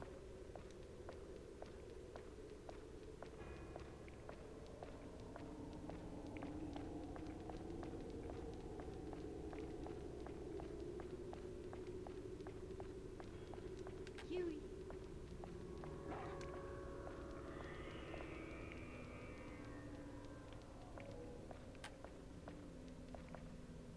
Good boy. You want to be praised? Is that what? Am I not praising you enough? Is that why you're being disobedient? You're not getting enough attention? Want to get your ears scratched? Okay, I see how it is.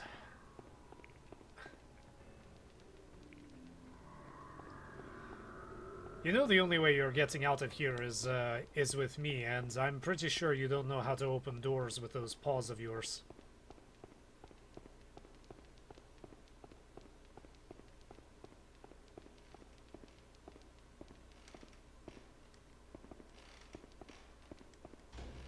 I mean, that's one way of dealing with it.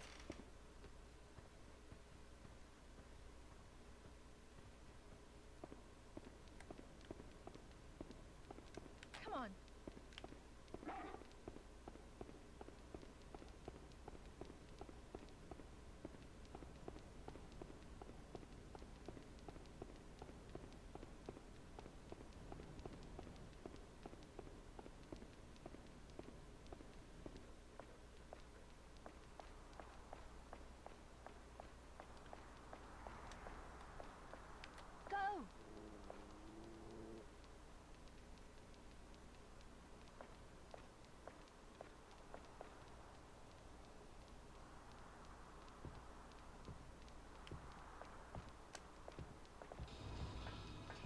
Oh, great.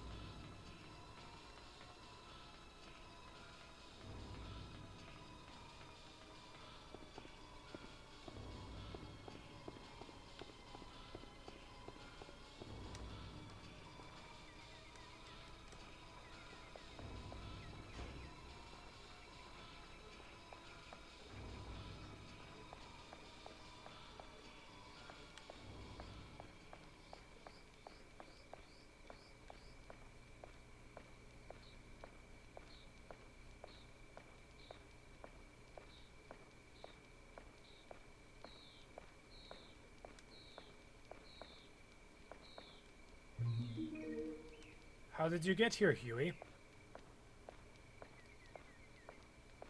Come on.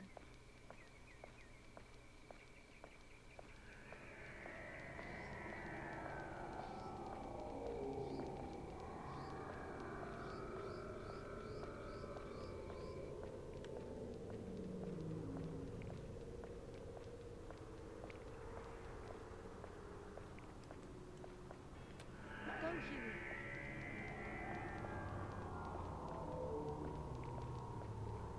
Oh, that's skillful.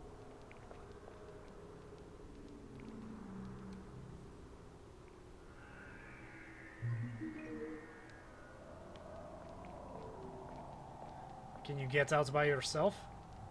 Yes, you can.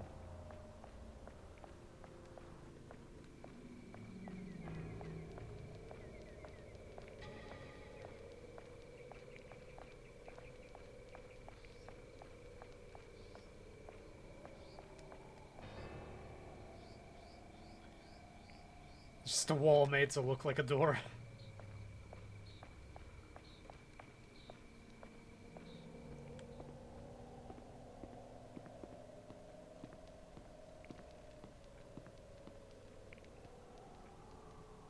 Um...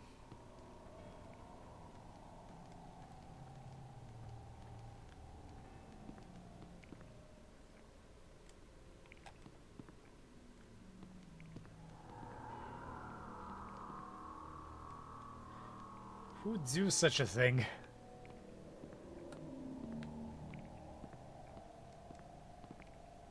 Somebody who clearly does not like art.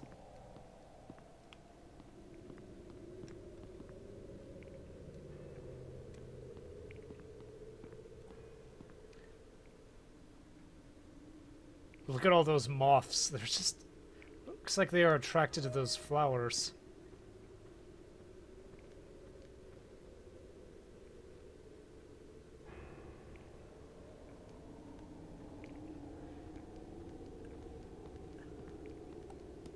Go, Huey.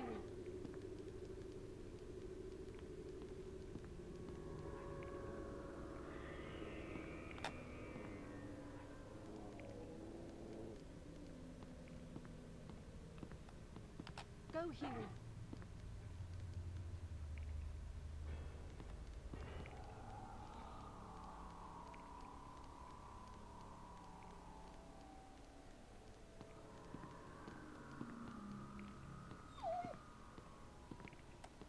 It's okay. Good boy. You tried.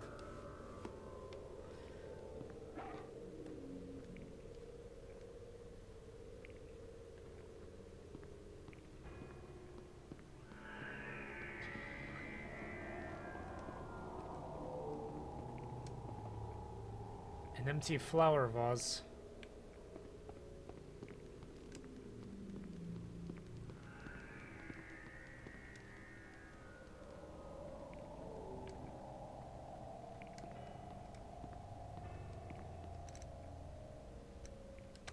Yes, this is a good place to save.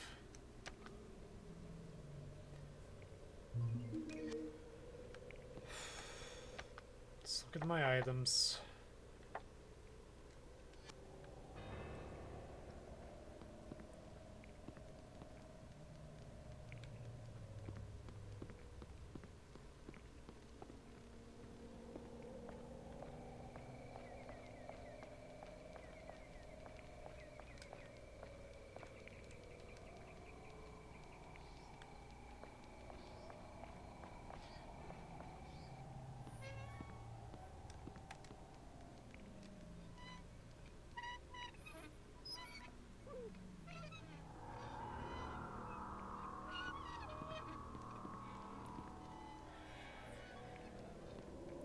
Type of person who decorates a room with these things?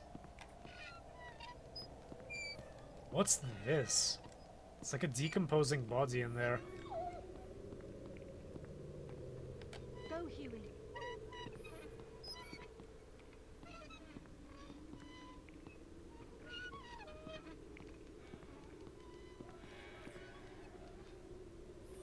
It's an anatomically correct model of the human body. It looks so real, it's almost as if it's composed of actual body parts.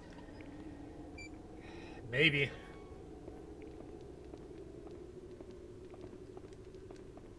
Go, Huey.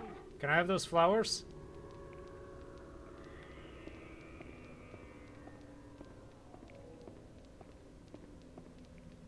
Those poorly rendered flowers?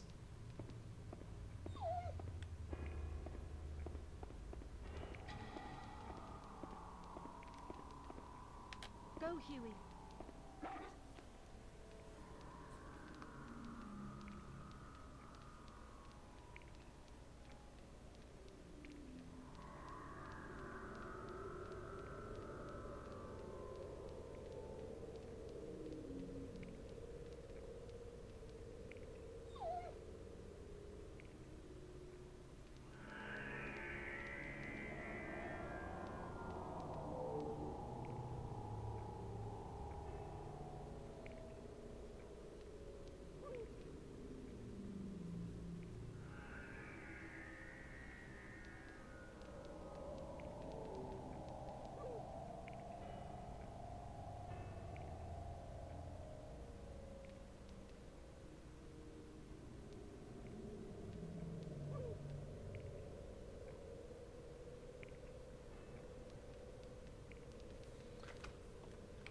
Okay, so I can't get those flowers.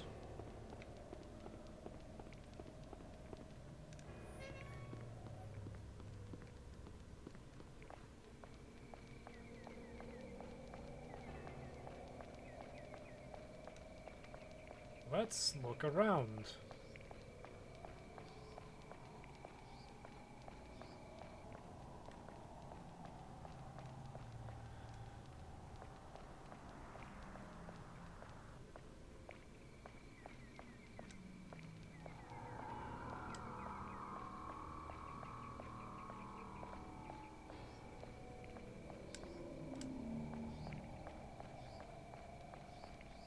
This castle is in really bad shape. Go, Huey.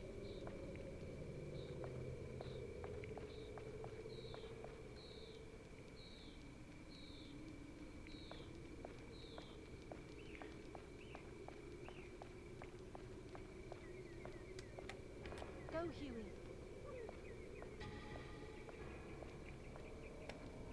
Go, Huey.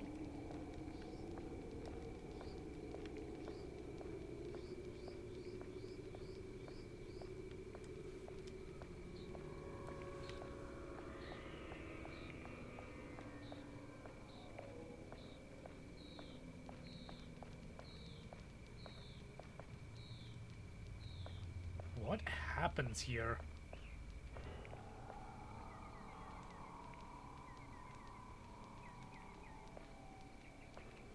Go, Huey. Huey, do you want to go in the hole?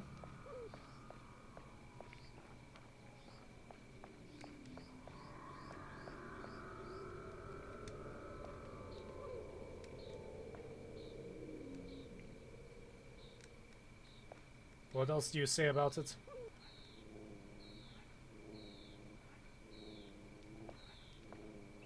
Oh great, he's nearby, isn't he?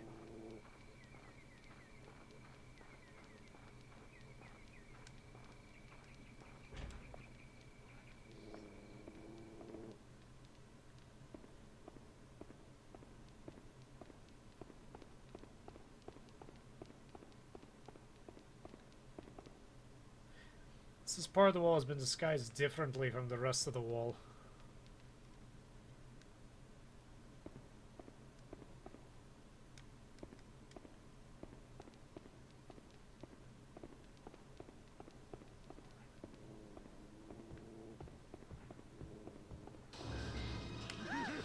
Oops.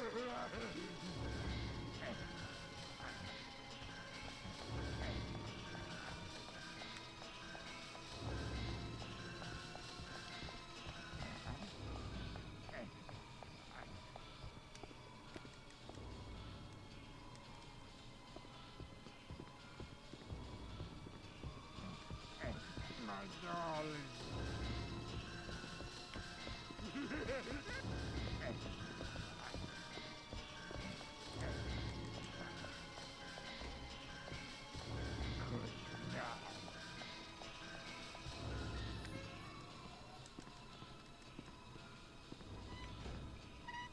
Slam the door in his face.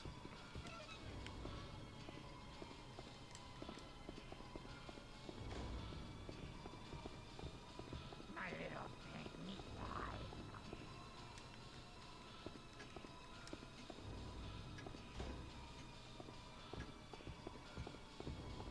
Good now.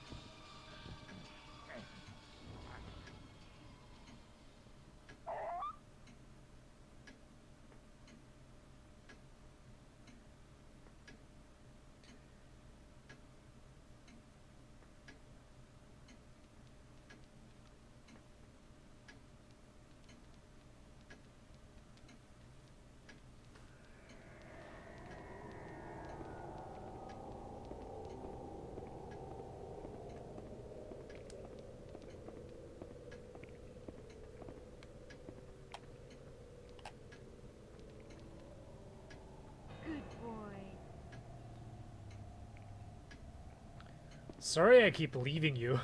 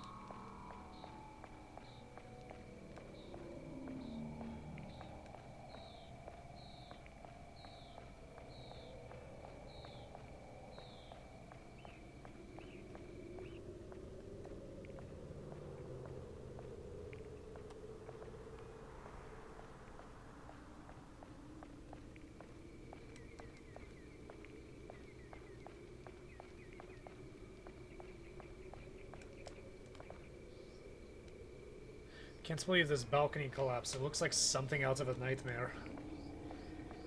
Yeah, I agree.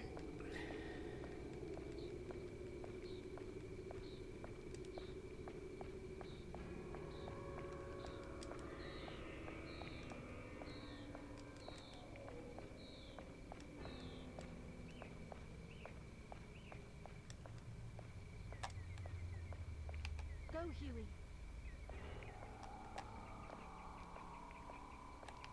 Go, Huey.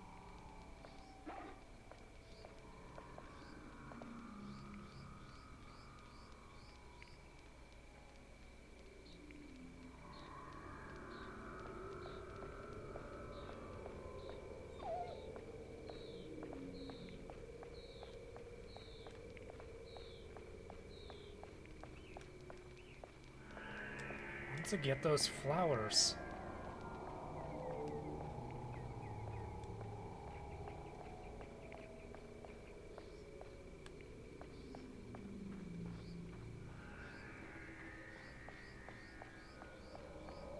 There's another area that I wasn't really able to explore too much.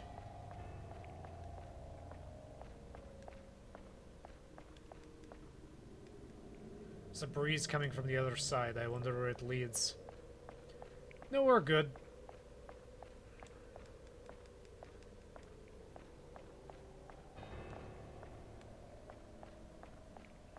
Oh, there we are.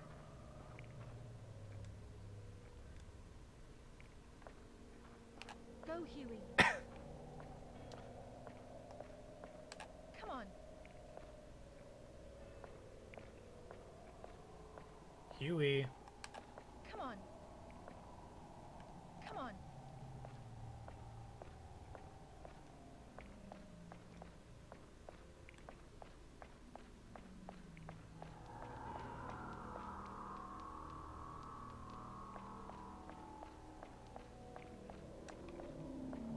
Go, Huey.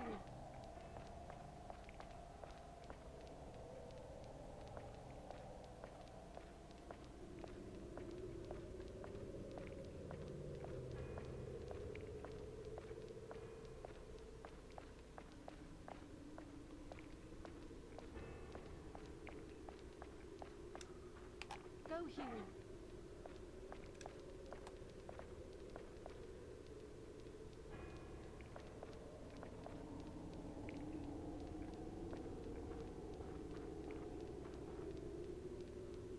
Go, Huey. This hole. I want you to get into this hole. Yes.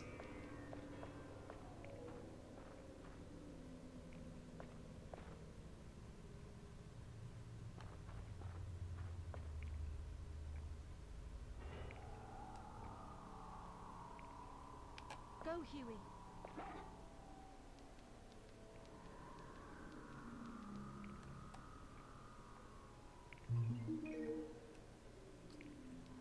Yes.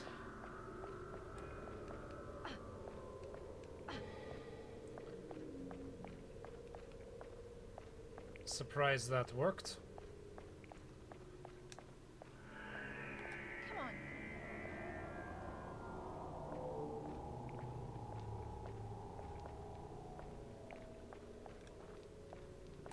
Come on, get out here. Come on.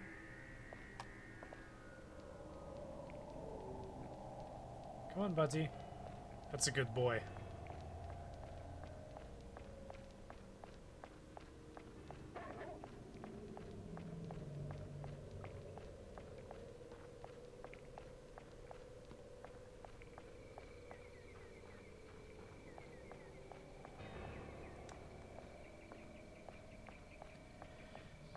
I need to check this CD, verify these CD, or DVD. I'm a little bit concerned about,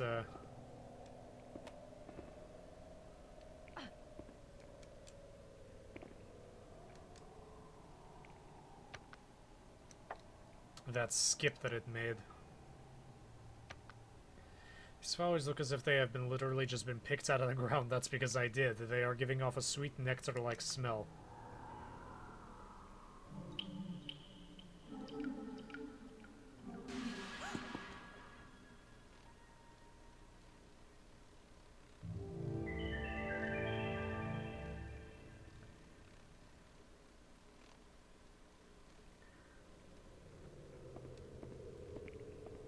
Guess I'll have to chalk that one up to another strange occurrence here. Moths that are instinctively attracted to flowers. Either way, I sure do hate moths. Why? Like, they're harmless.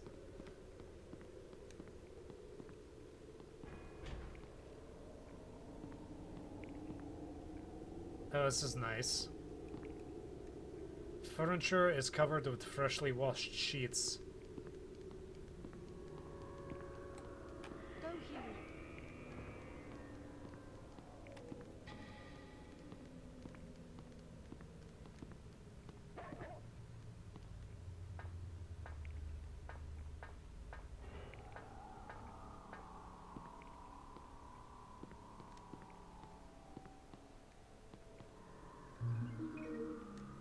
medallion. Huey.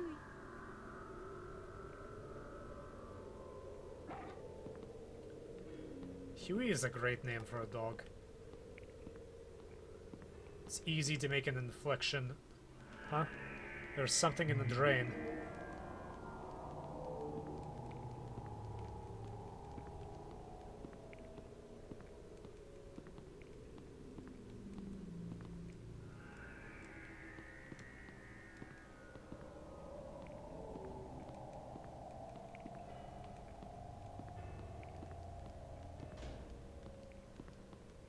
Can I drag this thing?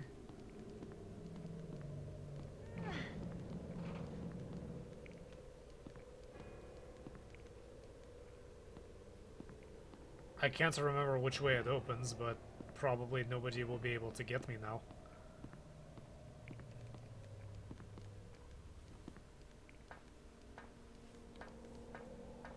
See what's down here. There's a thing on the other side.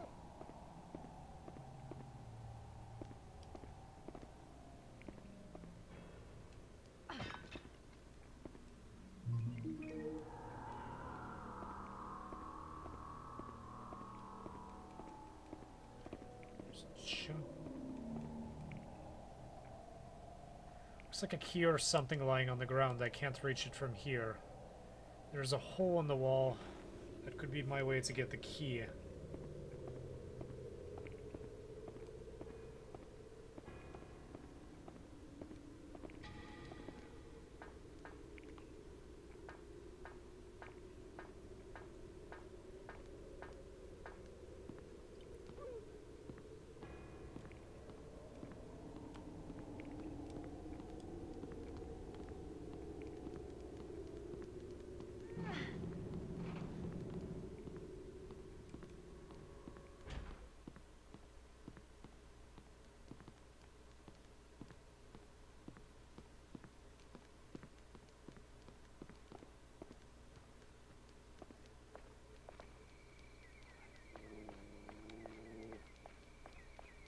Oh, that stupid thing is here. That means Debilitus is probably nearby.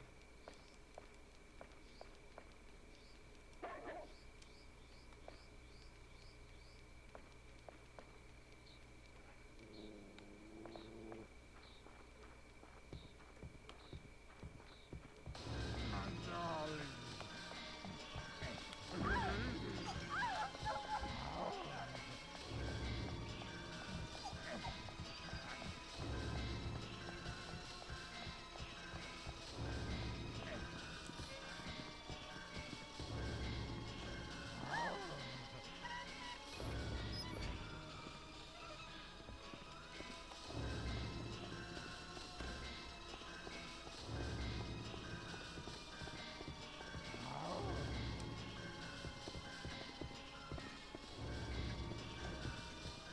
Hopefully he won't find me again.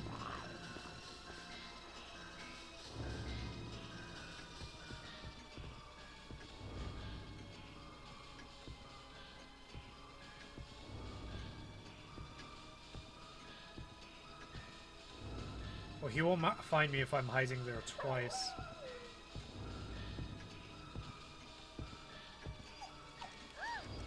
Go away.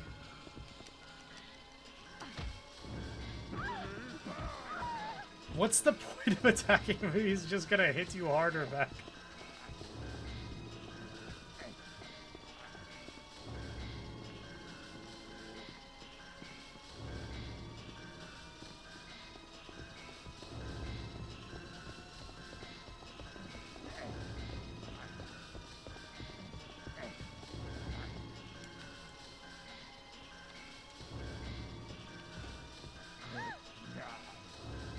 Great, now I don't have time to hide in the closet.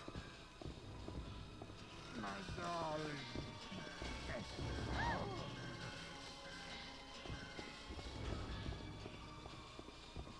My darling.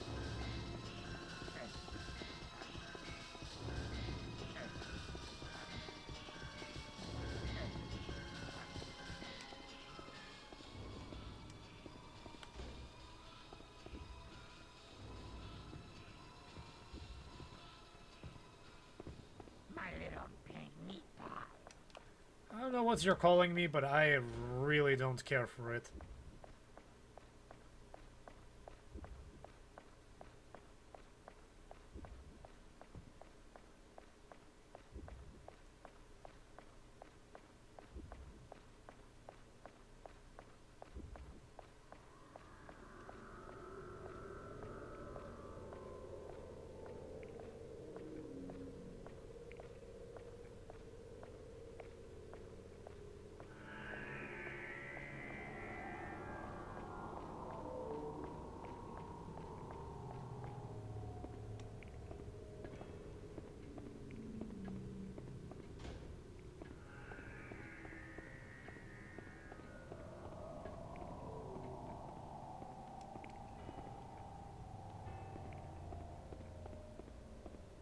I think I lost him.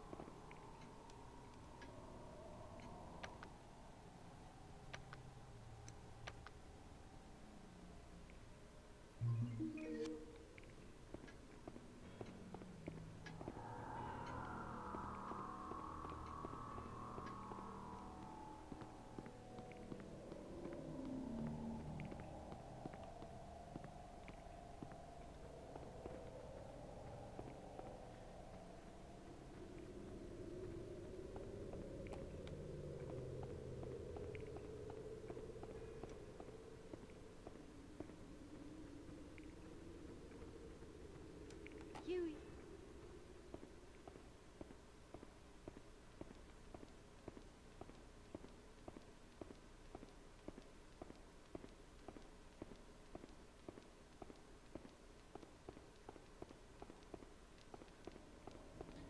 Found you, buddy.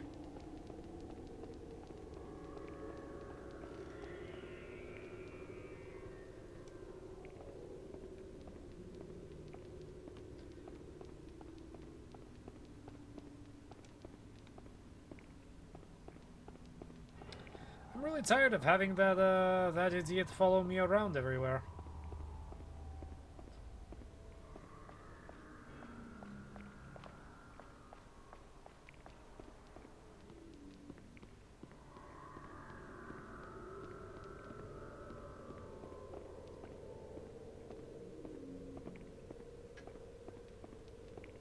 I mean, it's not that hard to get away from him, but he needs to be taken down soon, I'm thinking.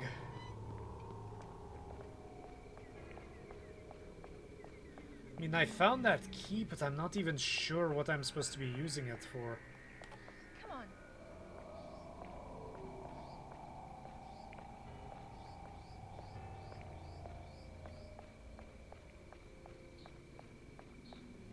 Huey. Huey.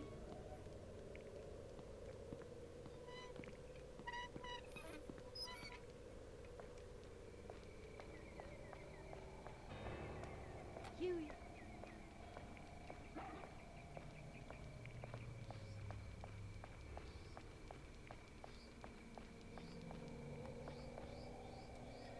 Yeah.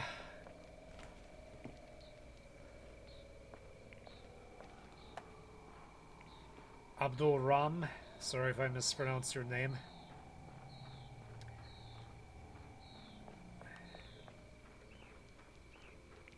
So there's a key right there. Go, Huey. Not sure if I'm supposed to have Huey go in there or what. I don't have any more items. Okay, Come on. come to me.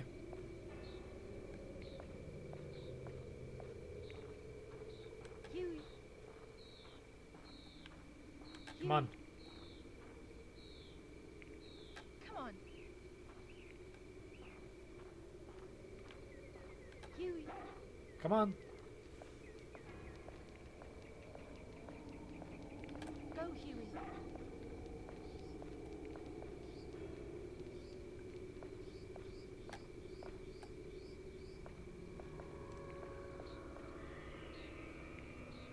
Huey's eyes glimmer through the thick shadow that surrounds him.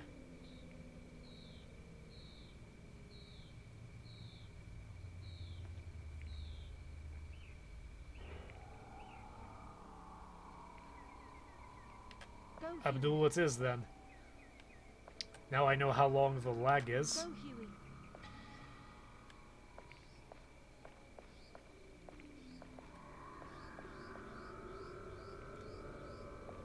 Come on.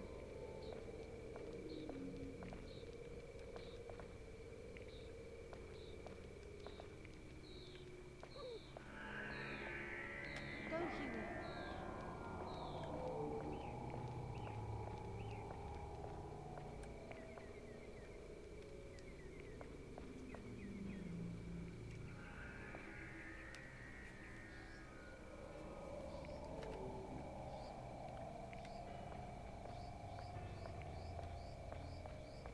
Am I supposed to go around?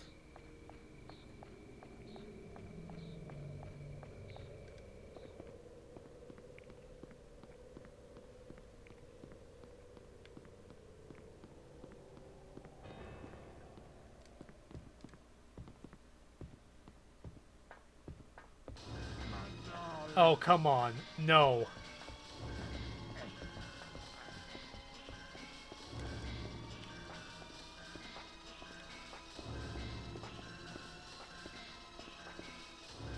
This was the worst possible time.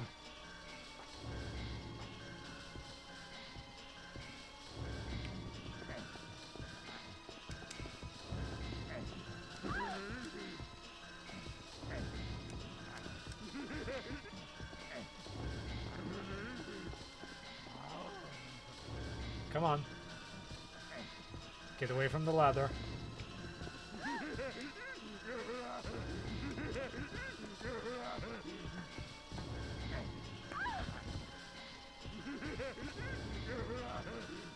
You're an asshole.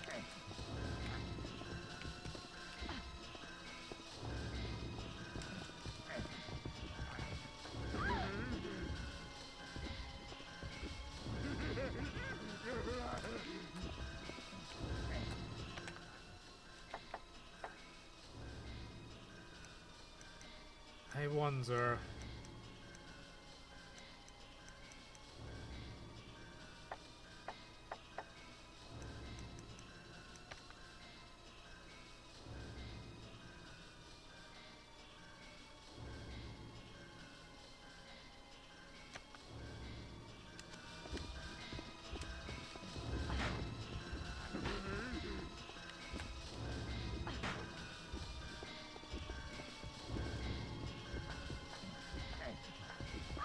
That didn't stun anything.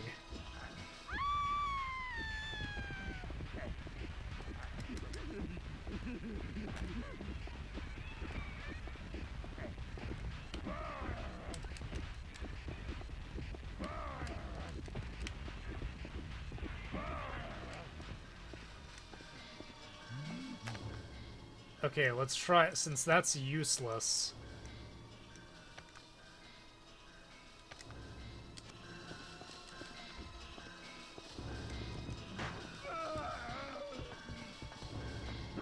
These items are useless. That did nothing.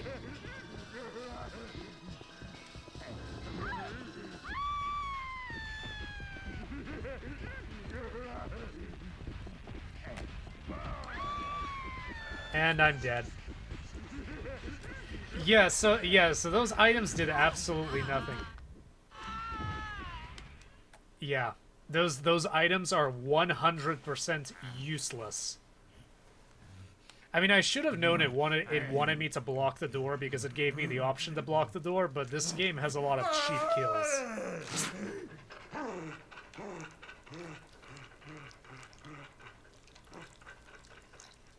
Yeah, the game has a lot of cheap kills, and the items are completely useless, at least in that situation. Okay, well, let's try this again.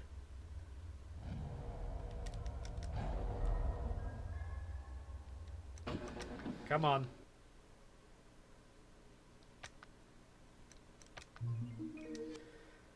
Successfully loaded. At least the loading up an actual save doesn't take very long, but it's not that much. I can't imagine it's a lot of data. I think it actually takes longer to load something up in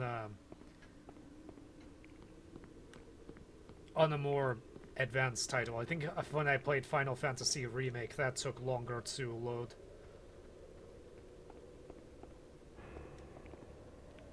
He didn't sex with Fiona, he ate Fiona.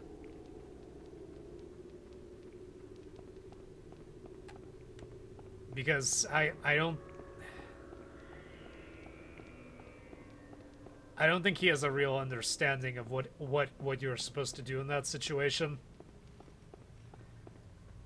I mean, you're supposed to leave her alone and just let her or help her escape, but I think that's a little bit beyond debilitas.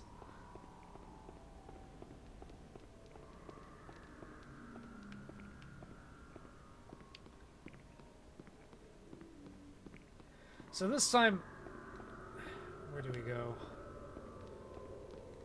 No, where are you going?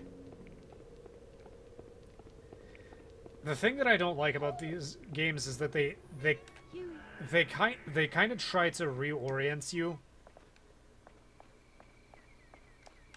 Come on. when you're moving through sections, but the problem is that it kind of it locks you in, and if you change it at all,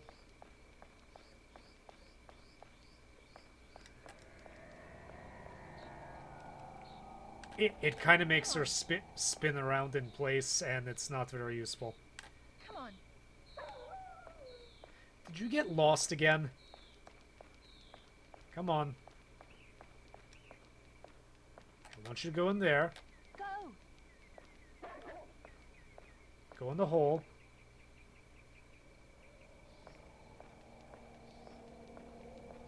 Go, Huey.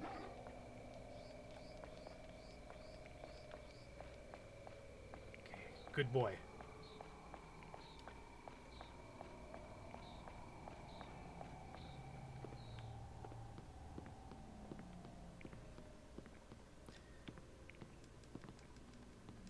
I knew the game did that for a reason. I just didn't realize, like, I thought that was just to give you like an opportunity to rest if you're being chased. But I didn't think that it was going to okay, I need you to push.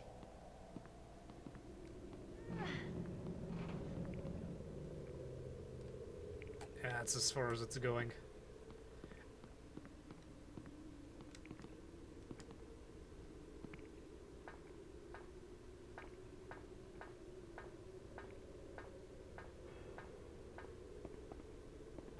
Maybe it was bad luck. Go, Huey.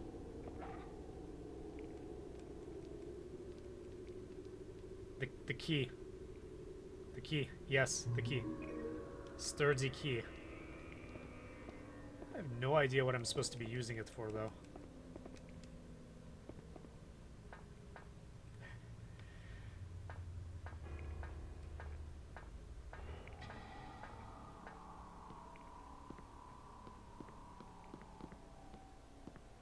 I like how Huey is just waiting there.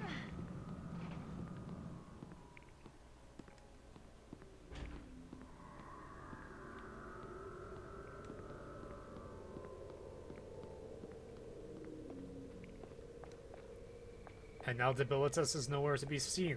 Thank goodness. Okay. Come on. Now we get to retrieve.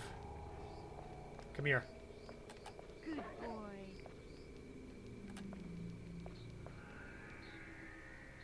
Good boy. He actually did something right for once, so we're gonna scratch his ears. Fiona, do you want to talk about those messed up lampposts?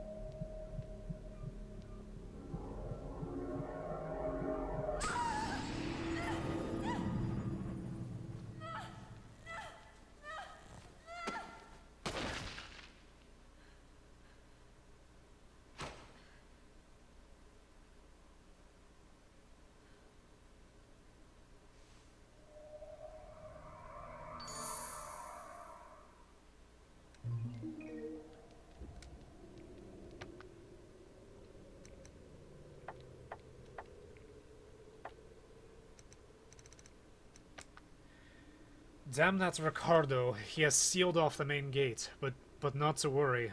There is another less known way out of the castle. An old mansion lies beyond the Belly Castle. Freedom to the outside lies through that mansion. I'm writing down directions for getting down to that mansion below. On the first floor of the tower that lies on the other side of the suspended bridge, there are two round contraptions. These are known as lunar panels. Use the lunar panels to shine light on the wall in the back room. Doing so will open a way to the chapel. There you should take the goddess's key. Beam the light out of the second floor out of the music tower, then adjust the 3 lunar panels to proceed forward. Fiona, please understand that my only desire is to free you from this wretched tomb of a castle, Lorenzo. Okay, the 2 round contraptions, I saw those. Lunar panels to shine light on the wall in the back room. Open the way to the chapel. And I think I have the key. Beam the light out of the second floor of the music tower. Then adjust the 3 lunar panels to proceed forward.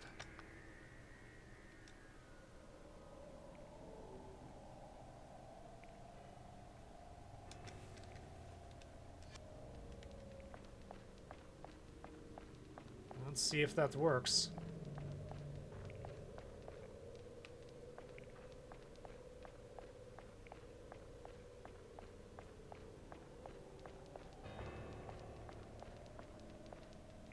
There's an entrance to that. This isn't where I want it to be.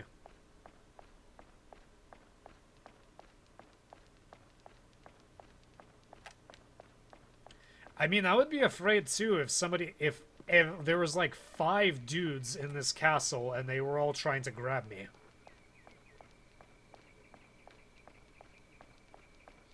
The smallest one is probably about 150 pounds. Oh, great, he's nearby.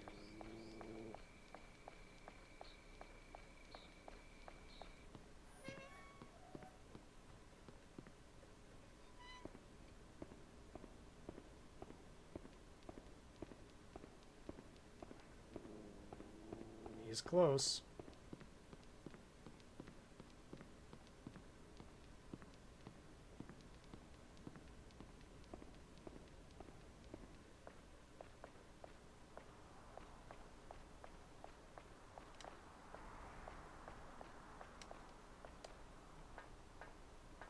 But yeah, the latest one is I assume it's that old man, Lorenzo. I assume he's old.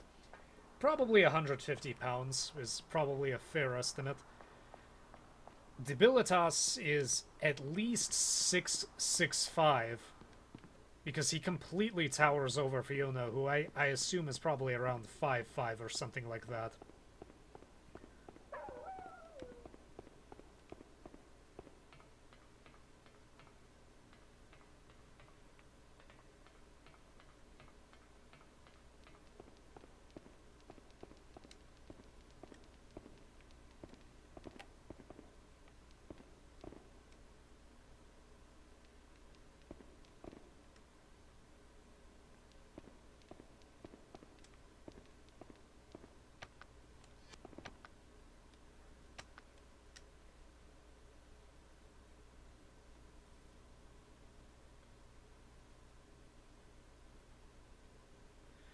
First floor of the tower that lies to the other side, there are 2 round contraptions. These are known as lunar panels.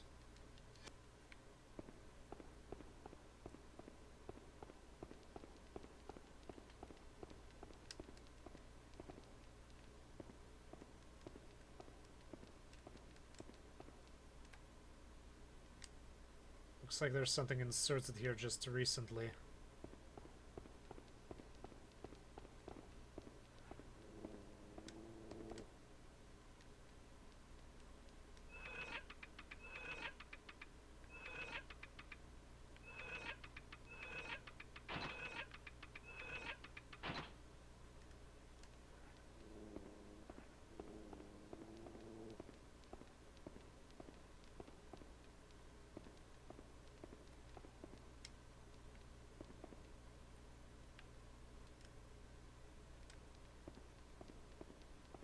Okay, so it's missing a component. It's missing a component.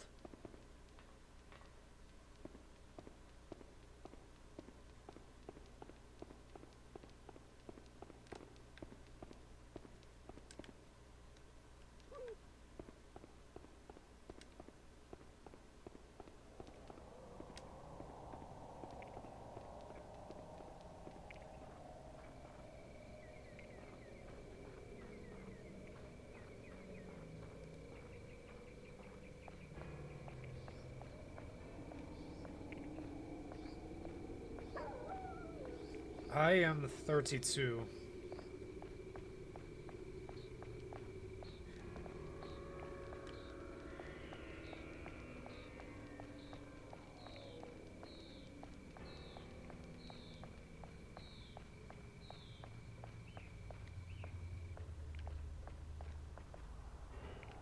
Okay, it's not here. The only place I haven't visited. Let me see if it's on the other side of that gate. So you probably don't want to see me.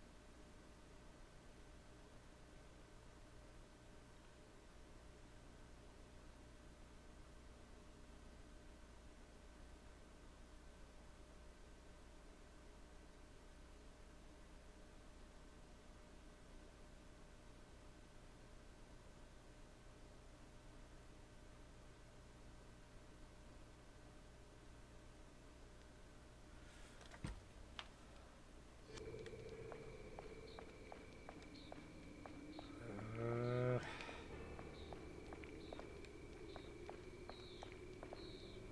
okay, where do I want to go?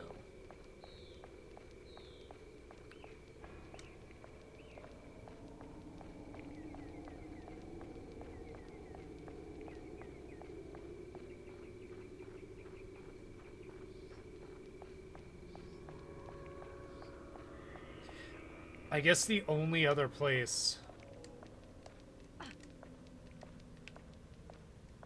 Is there any recess, anything here?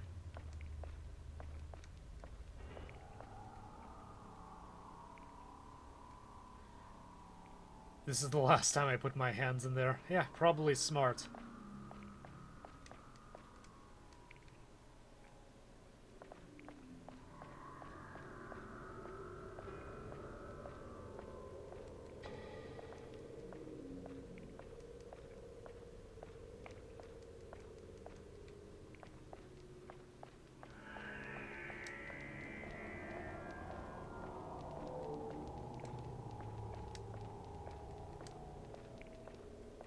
There's nothing there.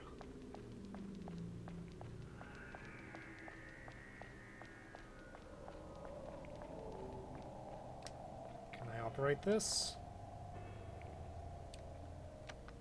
Yes, please.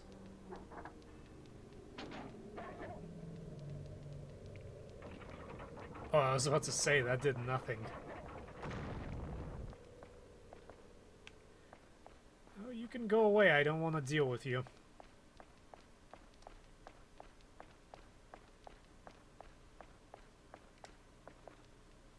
Because all they're going to do is they're going to explode and they're going to bring Ricardo or what's his name? Debilitas after me. I think I'm going to be wrapping up soon.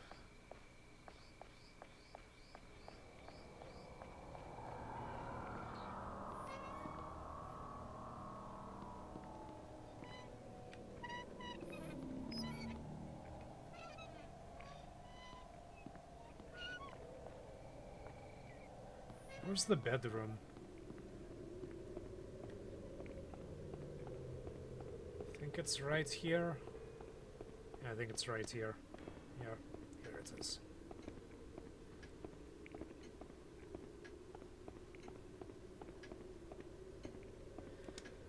Clock etches out moments in time. Save current progress, yes please.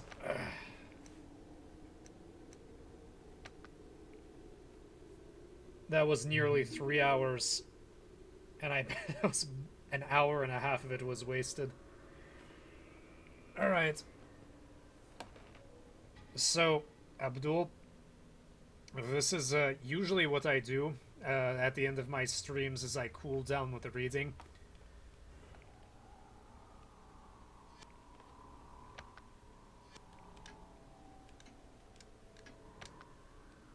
If you're if you want to listen to that, you're free to do so.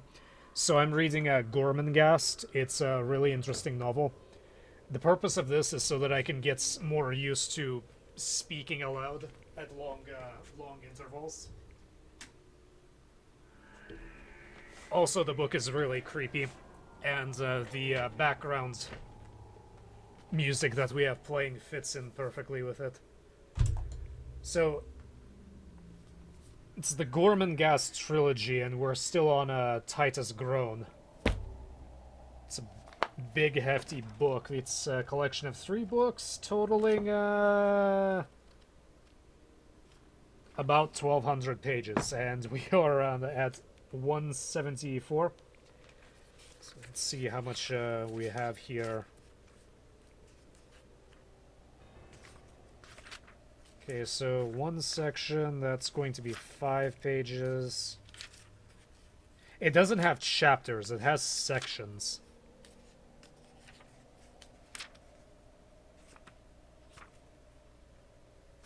Okay, so 174 to the beginning of 190. Yeah, we can do this. Okay. The fir cones.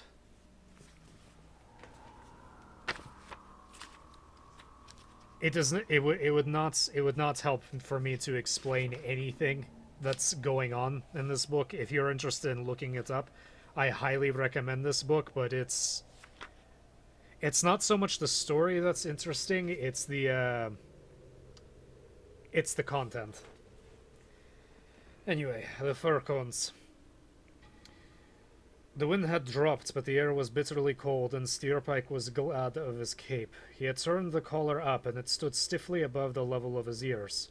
He seemed to be bound for somewhere in particular, and it was not simply out for a nocturnal stroll. That peculiar half-walking, half-running gait was always with him. It appeared that he was eternally upon some secret mission, as indeed from his own viewpoint he generally was. He passed into the deep shadows beneath the arch, and then, as though he were a portion of that inky darkness he had awakened and disengaged itself from the main body, he reappeared beyond the archway in the half-light. For a long time he kept close to the castle walls, moving eastwards continually. His first projects of making a detour by way of the lawns and the terraces where the Countess had walked before breakfast had been put aside, for now that he had started walking he felt an enjoyment in moving alone, absolutely alone under the starlight. The prune squallers could not wait up for him. He had his own key to the front door, and as on previous nights, after late wanderings, he would pour himself out a nightcap and perhaps enjoy some of the doctor's tobacco in his little stubby pipe before he retired. Or he might, as he had often had so often done before during the nights, resort to the dispensary and amuse himself by compounding potions with lethal possibilities. It was always of the shelf of poisons that he turned at once when he entered, and to the dangerous powders. He had filled 4 small glass tubes with the most virulent of these concoctions and had removed them to his own room. He had soon absorbed all that the doctor, whose knowledge was considerable, and divulged on the subject. Under his initial guidance, he had, from poisonous weeds found in the vicinity, distilled a number of original and death-dealing pastes. To the doctor, these experiments were academically amusing. On retiring to the prune squalors, he might take down one of the doctor's many books and read, for these days a passion to accumulate knowledge of any and every kind that consumed him, but only as a means to an end. He must know all things, for only so might he have, when situations arose in the future, a full pack of cards to play from. He imagined himself occasions when the conversations of one from whom he foresaw advancement might turn to astronomy, metaphysics, history, chemistry, or literature, and he realized that he might be able to drop into the argument a lucid and exact thought, an opinion based on what might appear to be a lifetime study, would instantaneously gain more for him than an hour of beating about the bush and waiting until the conversation turned upon what lay within the scope of his experience. He foresaw himself in control of men. He had, with his faculty of making swift and bold decisions, an unending patience. As he read in the evenings after the doctor and Irma had retired for the night, he would polish the long, narrow steel of the sword-stick blade which he had glimpsed and which he had, a week later, retrieved from a pile of ancient weapons in the chill hall. When he had first drawn it from the pile, it had been badly tarnished, but with the skillful industry and patience with which he applied himself to whatever he undertook, it had now become a slim length of white steel. He had, after an hour's hunting beyond the hollow stick which was screwed into the innocent-looking hilt by a single turn of the wrist. Whether on his return he would apply himself to the steel of his sword stick and to the book on heraldry which he had nearly completed, or whether the dispensary he would grind in the mortar with the red oil that the feathery green powder with which he was experimenting, or whether he would be too tired to do anything but simply empty a glass of cognac and climb the stairs to his own bedroom, he did not know, nor, for that matter, was he looking so short a way ahead.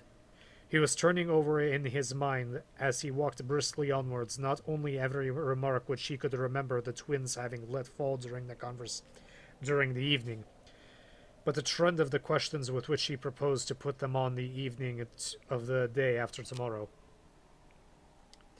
I've seen many. I've seen a few videos on YouTube a long time ago. I think I saw them back in 2012. I've wanted this game for a long time. I think I actually watched somebody play it. I can't remember when, but some time ago. It's an interesting game. The mechanics are a little bit messed up. The items seem borderline useless. But this isn't a combat game. This is a runaway and find keys game, so that's what I'm expecting from it. I'm gonna get some water real quick because my throat is getting really dry and we are just starting.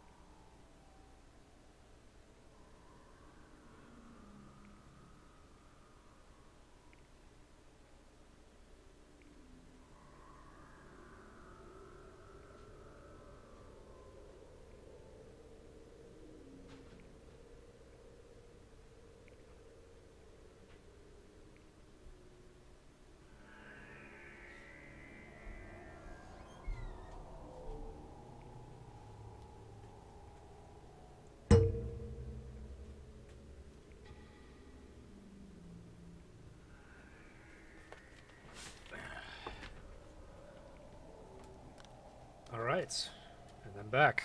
And my mouth is still tired, but we're gonna keep going.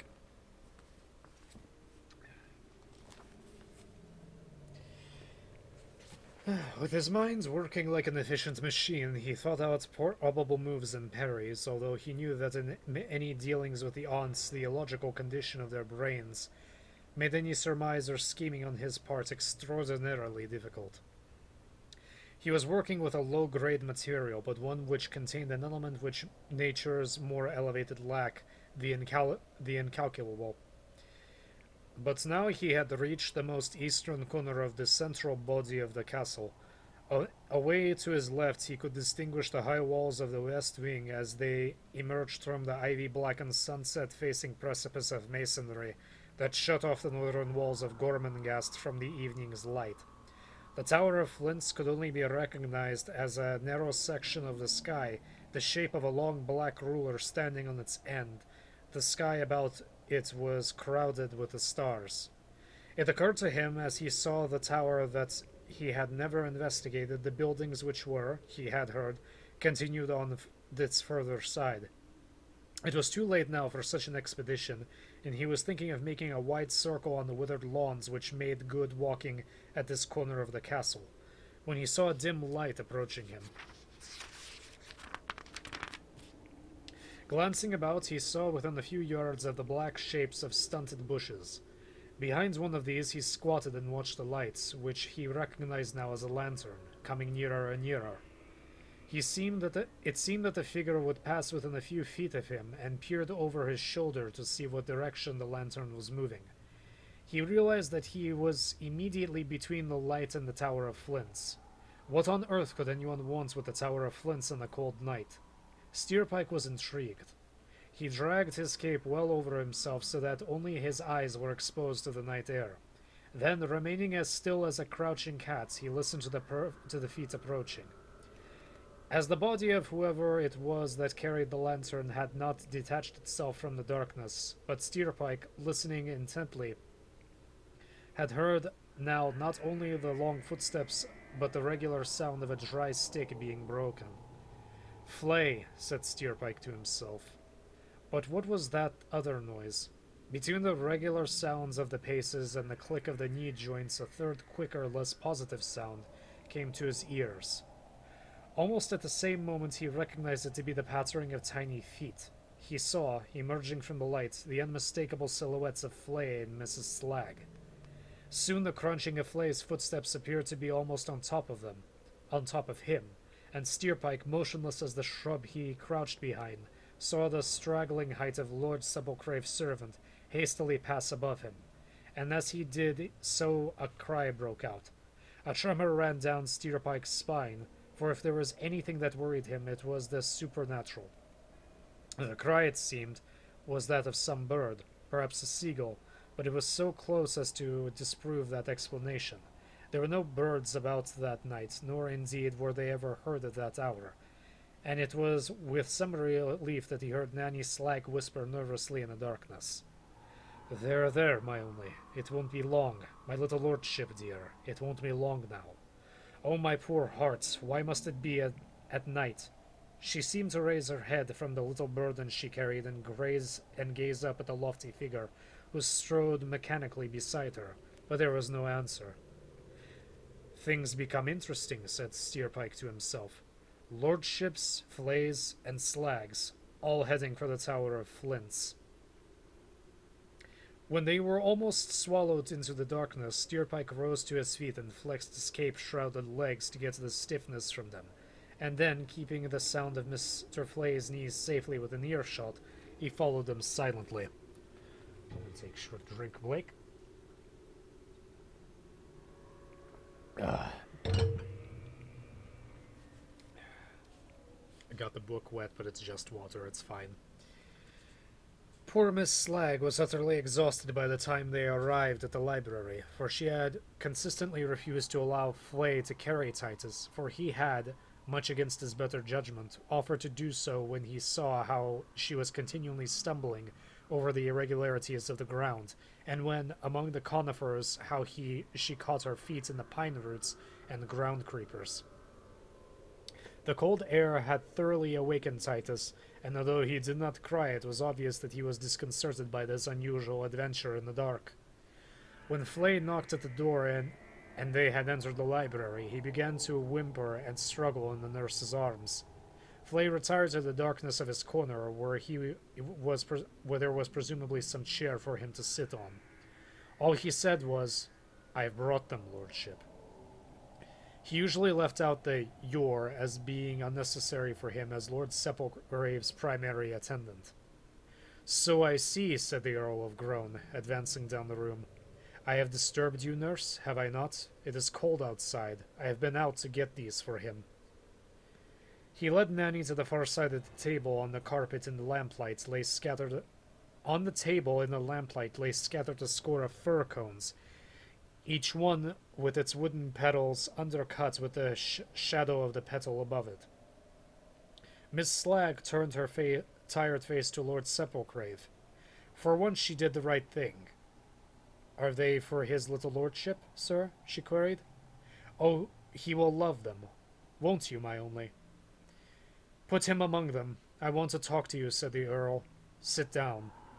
Miss Slag looked around for a chair, and seeing none, turned her eyes pathetically towards his lordship, who was now pointing at the floor in a tired way. Titus, whom she had placed among the cones, was alternatively turning over in his fingers and sucking them. "It's all right. I've washed them with rainwater," said Lord Groan. "Sit on the floor, nurse. Sit on the floor." Without waiting, he himself sat on the edge of the table, his feet crossed before him, his hands upon the marble surface at his side. "Firstly," he said, "I have had you come this way to tell you that I have decided upon a family gathering here in a week's time. I want you to inform those concerned. They will be surprised. That does not matter. They will come. You will tell the Countess. You will tell Fuchsia. You will also inform their ladyships Cora and Clarice." Steerpike, who had opened the door inch by inch, had crept up a stairway he had found immediately to his left. He had shut the door quietly behind him and tiptoed up to a stony gallery which ran around the building. Conveniently for him, it was the darkest shadow, and as he leaned against the bookshelves which lined the walls and watched the proceedings below, he rubbed the palms of his hands together silently. He wondered where Flay had got to, for as far as he could see there was no other way save the main doorway, which was barred and bolted. It seemed to him that he must, like himself, be standing or sitting quietly in the shadows, and not knowing in what part of the building that might be, he kept absolute silence. "At 8 o'clock in the evening I shall be awaiting him and them, for you must tell them I have in my mind a breakfast that shall be in honor of my son."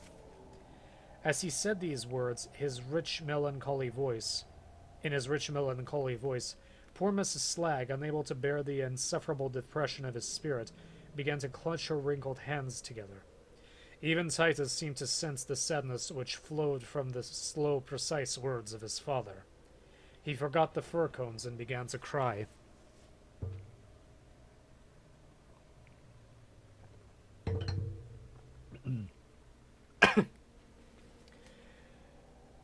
"You will bring my son Titus in his christening robes, and will have with you the crown of the direct heir to Gormenghast. Without Titus, the castle would have no future when I am gone.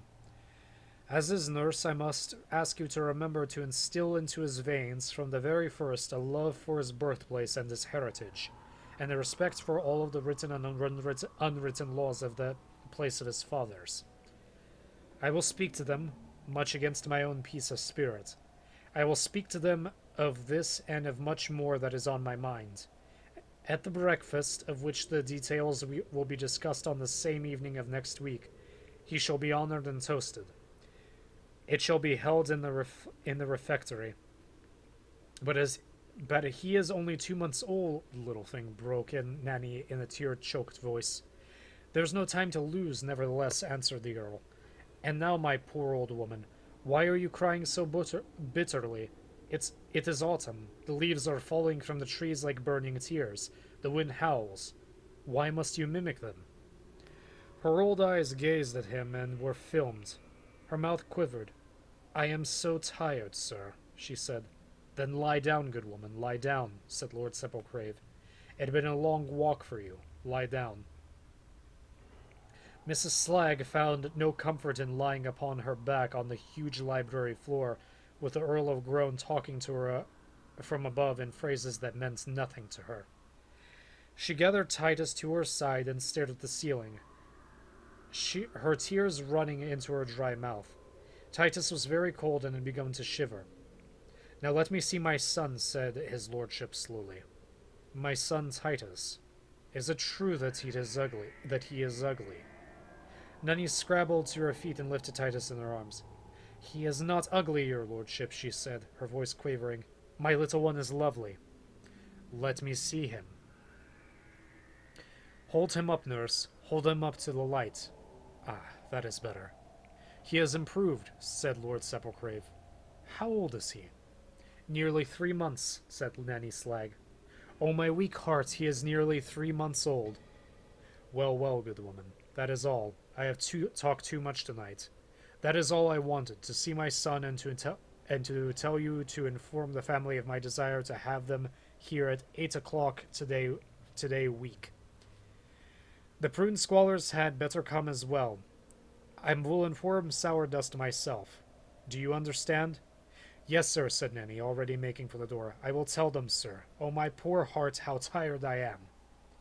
"Flay," said Sepulchrave, "take the nurse back to her room. You need not return tonight. I shall have left in 4 hours' time. Have my room prepared and the lanthorn on my bedside table. You may go." Flay, who had emerged into the lamplight, nodded his head, relit the wick of the lamp, and then followed Nanny Slag out of the door and up the stairs to the starlight. This time he took no heed of her expostulations, but taking Titus from her, placed him carefully into one of his capricious jacket pockets, and then, lifting the tiny struggling woman in her arms, marched solemnly through the woods to the castle. Steerpike followed, deep in thought, and did not even trouble to keep them in sight. Lord Sepulchrave, lighting a candle, climbed the staircase by the door, and moving along the wooden balcony, came at last to a shelf of dusty volumes. He blew the grey pollen from the vellum spine of one which he tilted forward from the rest with his index finger, and then, turning over a page or two, neared the beginning. He made his way around the balcony again and down the stairs.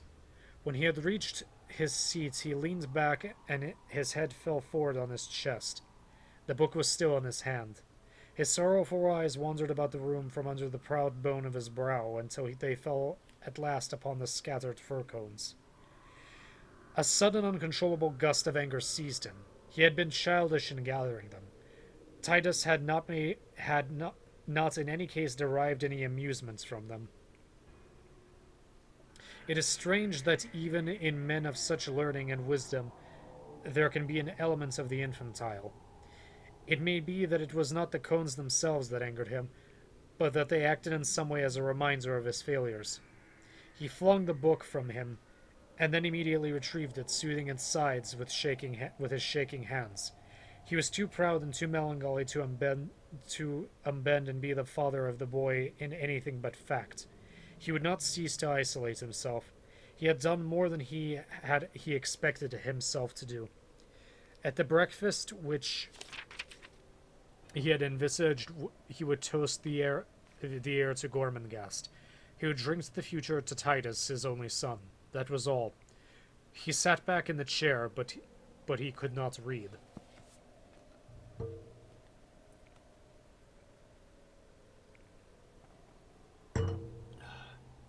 I mentioned this last time, but I'm pretty sure there's not a single normal person within this castle. Keda and Rantel. When Keda came back to her people, the cacti were dripping with the rain. The wind was westerly, and above the blurred outline of the twisted woods, the sky choked with crumpled rags. Keda stood for a moment and watched the dark rulers of the rain slanting steadily from the ragged edge of the clouds to the ragged edge of the woods. Behind the opaque formations, the sun was hidden as it sank, so that but little light was reflected from the empty sky above her.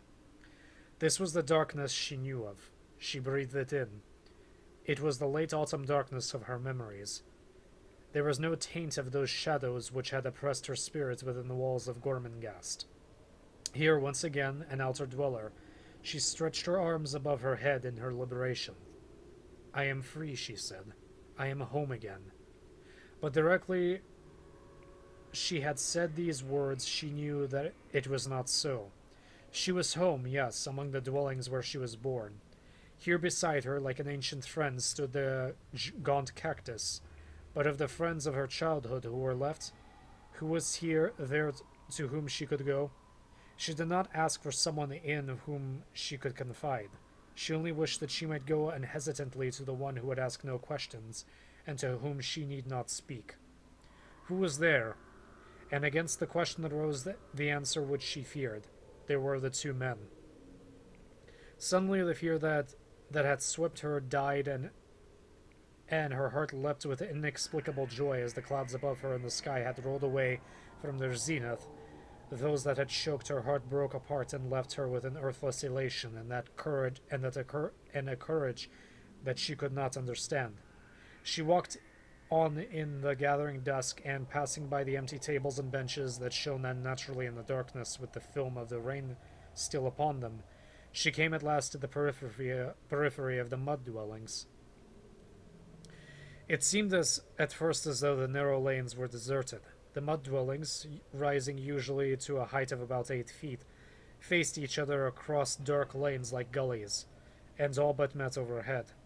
At this hour in the lanes it would have been pitch dark if it had not been for the dwellers' custom of hanging lamps above the doors of all their houses and lighting them at sunset.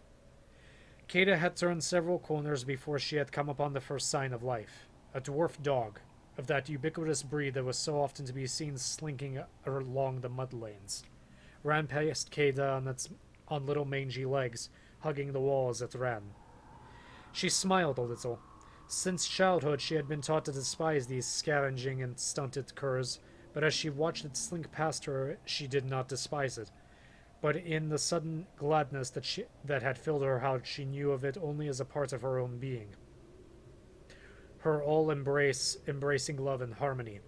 The dog urchin had stopped a few yards after passing her and was sitting upon its mangy haunches and scratching with one of its hind legs at an itch beneath its ear. Kada had felt her heart was breaking with a love that so universal that it drew into its fiery atmosphere all things because they were. The evil, the good, the rich, the poor, the ugly, the beautiful, and the scratching of this little yellowish hound.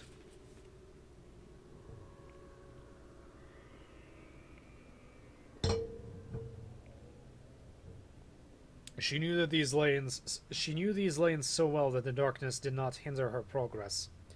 The desertion of the mud lanes was, as she knew, natural to that hour of evening when the majority of the dwellers would be huddled over their own root fires. It was for this reason that she had left the castle so late on her own homeward journey. There was a custom among the dwellers that had passed each other at night. They should move their heads into the light of the nearest door lamp, and then, as soon as they had observed one another, continue upon their journeys. There was no need for them to show any expression. The chances were that the mutual recognition of friends would be infrequent. The rivalry between the families and the various schools of carving was relentless and bitter, and it would often happen that enemies would find each other's feature in this way within a few feet of their own, lit by these hanging lamps. But this custom was rigorously observed, to stare for a moment and pass on.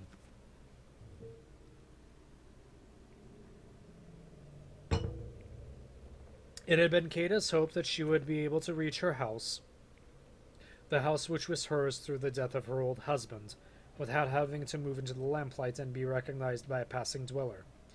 But now she did not mind. It seemed to her that the beauty that filled her was keener than the edge of a sword, and was as sure as a protection against the calumny and gossip, the jealousness and underground hatreds which she had once feared. What was it that had come over her? She wondered. A reckless alien to the whole quietness of her nature startled but fascinated her. This, the very moment which she had anticipated, would fill her with anxiety, when the problems to escape which she had taken refuge in the castle would lure themselves over like an impenetrable fog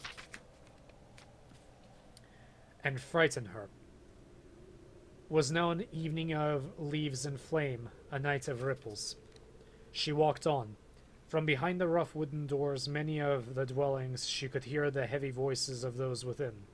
She now came to the long lane that had directly up to the sheer outer wall of Gormenghast. This lane was a little broader than most, being about 9 feet wide and broadening at times to almost 12. It was the highway of the dwellers, and the daily rendezvous for groups of the bright carvers. Old women and men would sit at the doors or hobble on their errands, and the children play in the dust in the shifting shadow of the great wall that edged by degrees along the streets until by evening it had swallowed the long highway and the lamps were lit. Upon the flat roof of many of the dwellings a carving would be placed, and on evenings of sunset the easterly line of those wood forms would smolder and burn, and the westerly line against the light in the sky would stand in jet-black silhouette, showing the sweeping outlines and the harsh angles by which the dwellers delighted in contrasting. These carvings were now lost in the umber darkness above the door lamps, and Kata, remembering them as she walked, peered in vain for a glimpse of them against the sky. Her home did not lie in this highway, but at the corner of the little mud square where only the most venerable and revered of the bright carvers were permitted to settle. In the center of the square stood the pride of the mud dwellers, a carving some 14 feet high, which had been hewn several hundred years before. It was the only one of the carver's works which the dwellers possessed, through several pieces from his hand were within the castle walls, in the hall of bright carvings. There were diverse opinions as to who he may have been, but that he was the finest of all the carvers was never disputed. This work, which was repainted each year in its original colors, was of a horse and a rider. Hugely stylized and very simple, the bulk of the rhythmic wood dominated the only square. The horse was of the purest gray, and his neck was flung backwards in a converse arch so that his head faced the sky, and the coils of its white mane were gathered like frozen foam about the nape of its strained neck over the knees of the rider, who sat draped in a black cape. On this cape were painted dark crimson stars. He was very uptight, but his arms and hands, in contrast to the vitality of the gray and muscular neck of the horse, hung limply at his sides. His head was very sharply cut from the chisel and was white as the mane, only the lips and the hair relieving the death-like mask. The former a pale coral, and the latter a dark chestnut brown. Rebellious children were sometimes brought by their mothers to see the sinister figure, and were threatened with his disfavor should they continue in their wrongdoing. This carving had a terror for them, but to their parents it was a work of extraordinary vitality and beauty of form, and it was a richness of mysterious mood, the power of which in a work was one of their criteria of excellence.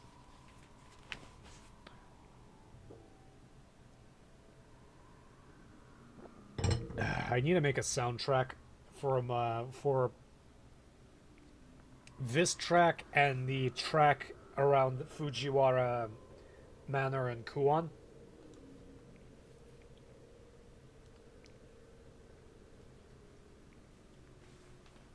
And just have them play whenever I'm reading, because I'm not sure if I'm always going to be playing a spooky game with a good soundtrack like this.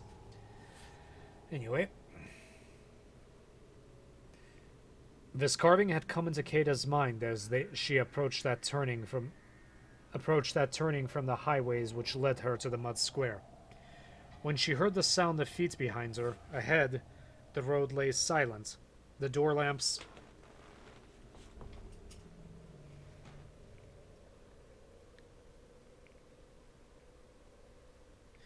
the door lamps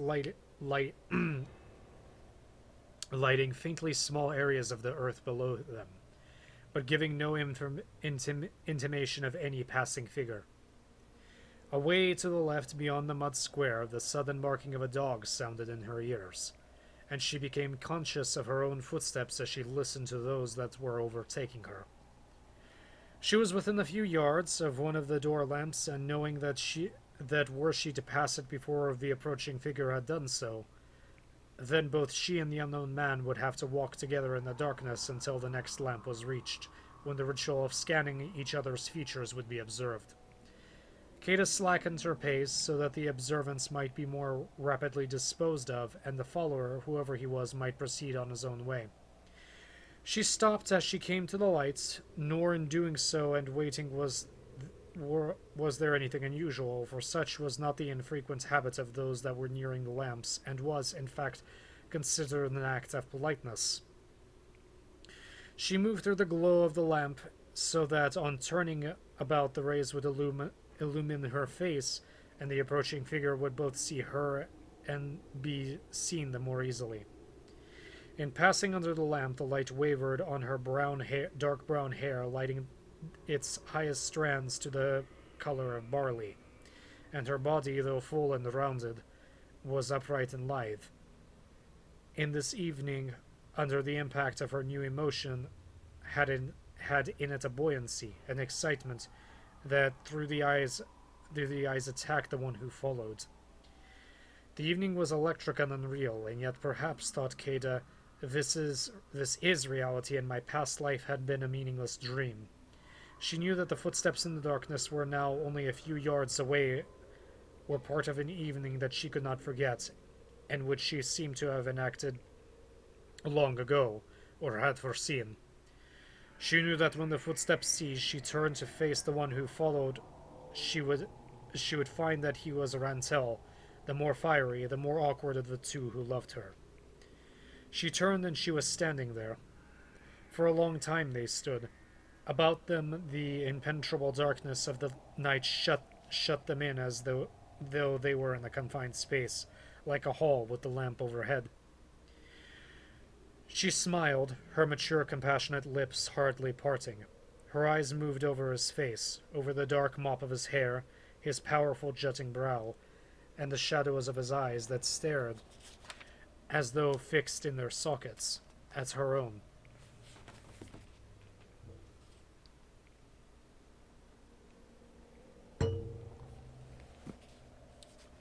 We're almost done.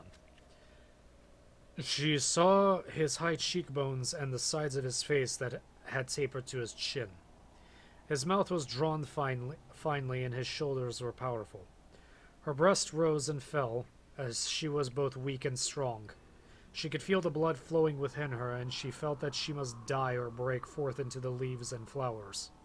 It was not a passion she felt, not the passion of the body, though that was there, but rather an exultation, a reaching for life, for the whole of life which she was capable.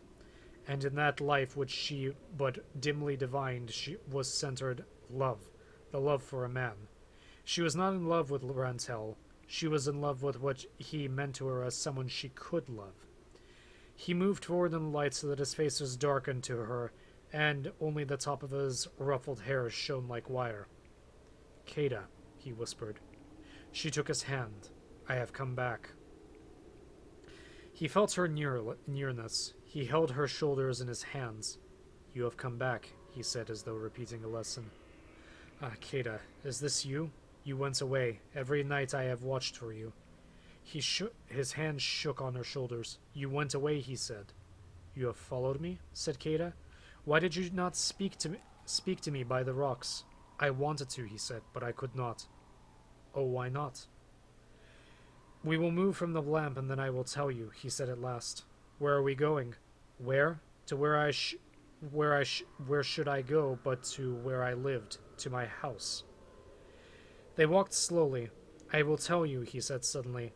"I followed you to know where you would go. When I knew it was not to Bragon, I overtook you." "To Bragon?" she said. "Oh, Rantil, you are still as unhappy." "I cannot alter, Kata. I cannot change." They had reached the square. "We have come here for nothing," said Rantel, coming to a halt in the darkness. "For nothing. Do you hear me, Kata? I must tell you now. Oh, it is bitterness, I tell you." Nothing that he might say could stop a voice within her that kept crying, I am with you, Kada. I am life. I am life. Oh, Kada, Kada, I am with you. But her voice asked him as though something separate from her real self were speaking. Why have we come for nothing?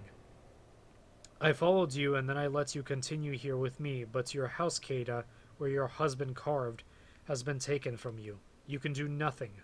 When you left us, the ancients met, the old carvers, and they have given your house to the one who is of their company.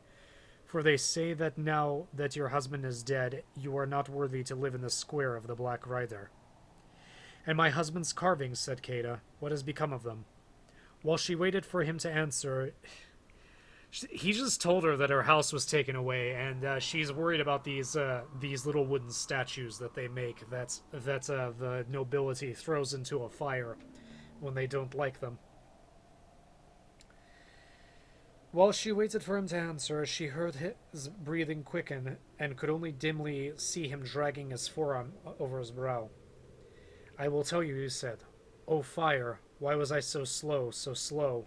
While I was watching for you, watching from the rocks, as I have done every night since you left, Brigand broke into your house and found the ancients dividing up your carvings among themselves.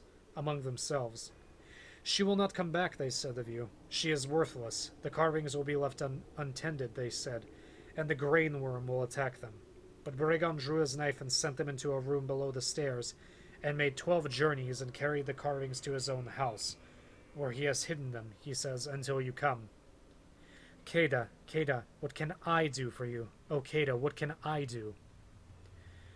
Hold me close to you, she said. Where is that music? In that silence they could hear the voice of an instrument. Kada.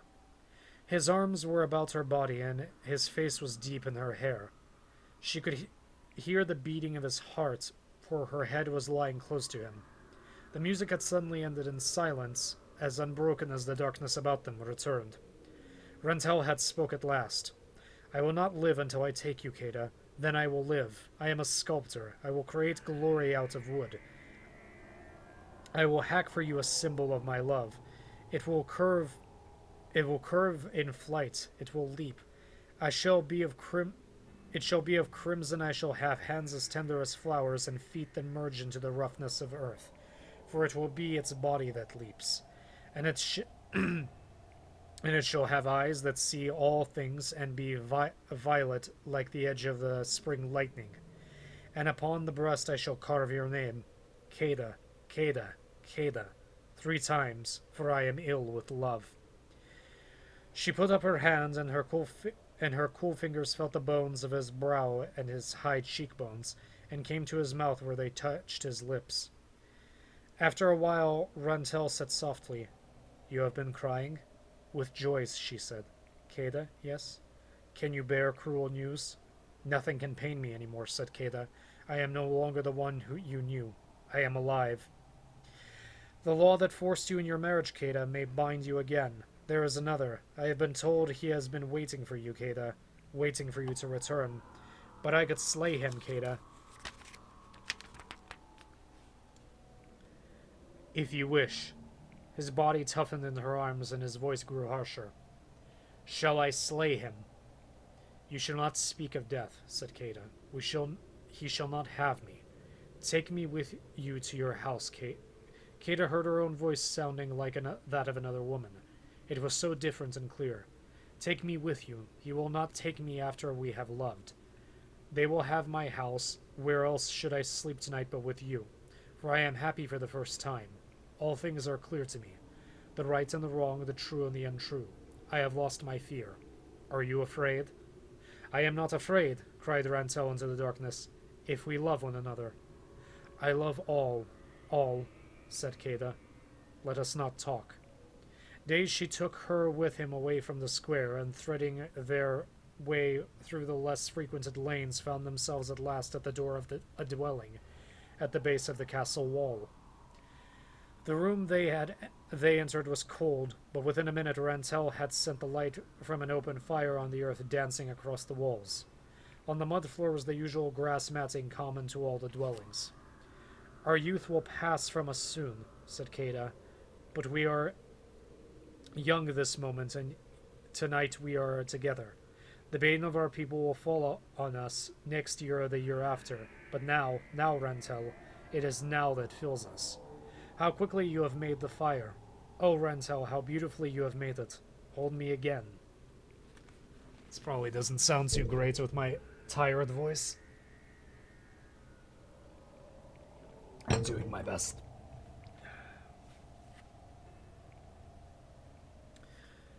As he held her, there was a tapping at the window. They did not move, but only listened as it increased until the coarse slab of glass sunk in the mud walls vibrated with an incessant drumming.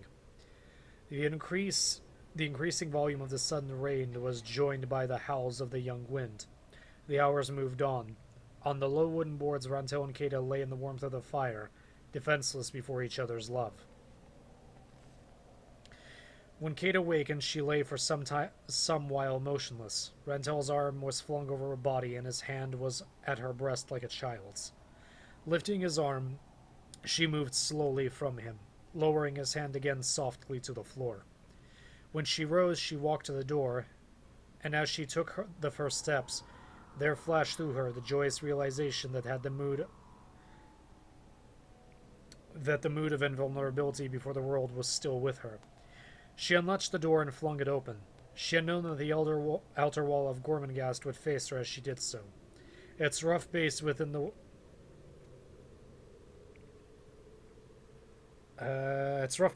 a stone's throw would rise up like a sheer cliff. And there it was, but there was more. Ever since she could remember anything, the face of the outer wall had been like a symbol of changelessness, of power, of austerity, and of protection. She had known it in so many moods. Baked to a dusty whiteness, and alive with basking lizards, she could remember how it flaked in the sun. She had seen it flowering with the tiny pink and blue creeper flowers that had spread like fields of colored smoke in April across the acres of its temperate surface. She had seen its every protruding ledge of stone, its every jutting irregularity, furred with frost or hanging with icicles. She had seen the snow sitting plumply on those juttings, so that in the darkness, when the wall had vanished into the night, these patches of snow seemed to her like huge stars suspended. And now this sunlit morning of late autumn gave to it a mood which she responded to. But as she watched its sunny surface sparkling after a night of heavy rain, she saw at the same moment a man sitting at its base, his shadow on the wall behind him. He was whittling at a branch in his hand. But although it was Bragon who was sat there and who lifted his eyes as she opened the door, she did not cry in alarm or feel afraid or ashamed, but only looked at him quietly, happily, and saw him as a figure beneath a sparkling wall, a man whittling at a branch, someone she had longed to see again. He did not get to his feet, so she walked over to him and sat at his side. His head was massive, and his body also, squarely built, gave the impression of compact energy and strength. His hair covered his head closely with tangled curls. How long have you been here, Bragon? Sitting in the sun carving. Not long. Why did you come? To see you. And how did you know I would come back? Because I could carve no more. You stopped carving? Said Keda. I could not see what I was doing. I could only see your face where my carving had been. Keda gave a vent to a sigh of such tremendous depth that she clasped her hands to her breast with the pain that it engendered. And so you came here. I did not come at once. I knew that Rantel would find you as you left the gates in the outer wall, for he hides each night among the rocks waiting for you. I knew that he would be with you, but this morning I came here to ask him where he had found you a dwelling for the night, and where you were, for I knew your house had been taken away from you by the law of the Mud Square. But when I arrived here an hour ago, I saw the ghost of your face on the door, and you were happy, so I waited here. You are happy, Keda? Yes, she said. You are afraid in the castle to come back, but now you are here and you are not afraid. I can see what it is, he said. You have found that you are in love. Do you love him? I do not know. I do not understand. I am walking on air, Bragon. I cannot tell whether I love him or no, or whether it was the world I loved so much and the air and the rain last night, and the passions that opened like flowers in from their tight buds. O Bragon, I do not know. If I love Rantel, then I love you also. As I watch you now, your hands at your forehead and your lips moving such a little, it is you I love. I love the way that you have not wept with anger or torn yourself to shreds to find me here. The way that you have sat here all by yourself. O Bragon, whittling a branch and waiting, unafraid and understanding everything. I do not know how, for I have not told you of what has transformed me suddenly. She leans back against the wall, and the morning sun lay whitely upon her face. Have I changed so much? She said. You have broken free, he said. Bragon, she said, it is you whom I love, and she clenched her hands together.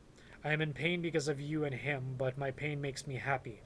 I must tell you the truth, Bragon. I am in love with all things, pain and all things, because I can now watch them from above, for something has happened, and I am clear.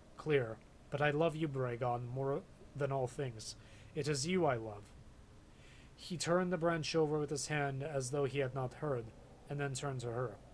His heavy head had been reclining upon the wall, and now he turned with it slightly towards her, his eyes half closed. Kada, he said, I will meet you tonight, the grass hollow where the twisted woods descend. Do you remember? I will meet you there, she said. While she spoke, the air became shrill between their heads, and the steel point of a long knife struck the stones between them and snapped with the impact. Rantel stood before them. He was shaking. I have another knife, he said in a whisper which where they could only just hear. It is a little longer. It will be sharper by this evening, and I will meet you at the hollow. There is a full moon tonight. Kada, oh Kada, have you forgotten? Bragon got to his feet. He had moved only to place himself before Kata's body. She had closed her eyes, and she was quite expressionless. I cannot help it, she said. I cannot help it. I am happy. Bragon stood immediately before his rival. He spoke over his shoulder, but kept his eyes on his enemy. He is right, he said. I shall meet him at sunset. One of us will come back to you. Then Kada raised her hands to her head. No, she cried.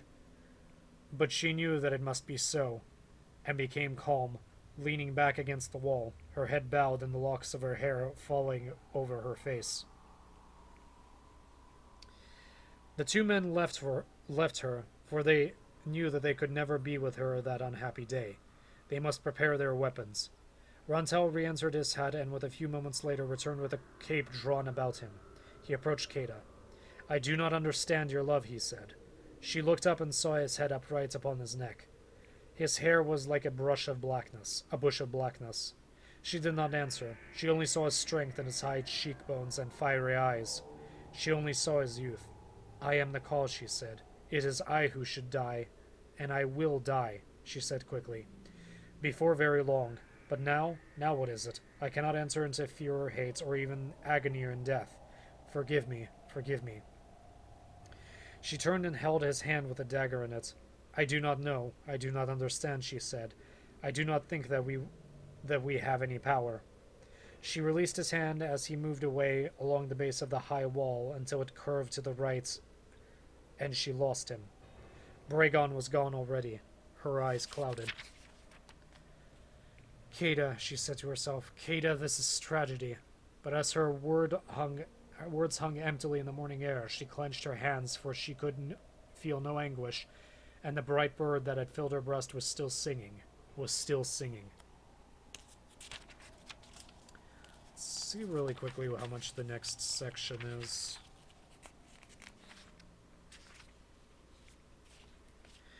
Yeah, we're not getting through that without completely destroying my throat. The Room of Roots. Okay, we will save that for next time. So this is a really long stream. It's almost 4 hours.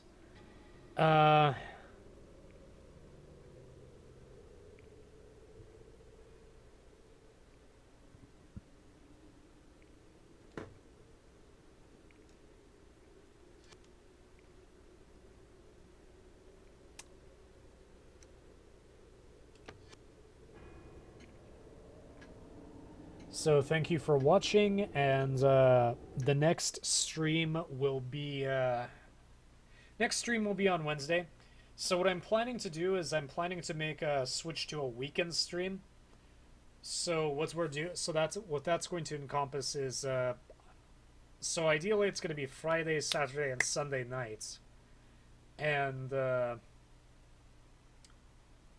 I don't know how far I'm going to extend it. Like maybe it's going to be something like Tuesday, Wednesday, and then Thursday is going to be free, and then Friday, Saturday.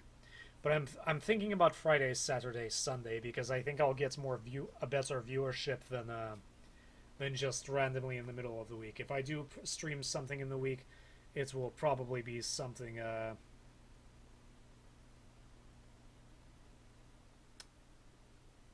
It'll probably be something like Company of Heroes or Killing Floor or something like that. If I can get Dirty Bomb to run properly, then I'll stream that. Having fun reading Gormenghast. Hopefully, I will finish the first book by the end of the month. Maybe, we'll see. How long is the first book?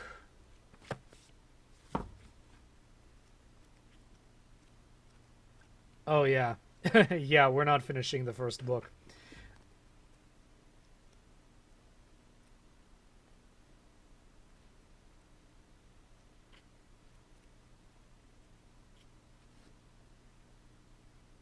Yeah, the first book is 396 pages. The first book is 396 pages. That's not gonna happen. This is probably gonna like maybe if like by the end of before I start the next main game, which is going to be Rule of Rose. But yeah, until then, I'll see you next stream Wednesday, Haunting Ground. Thank you for watching.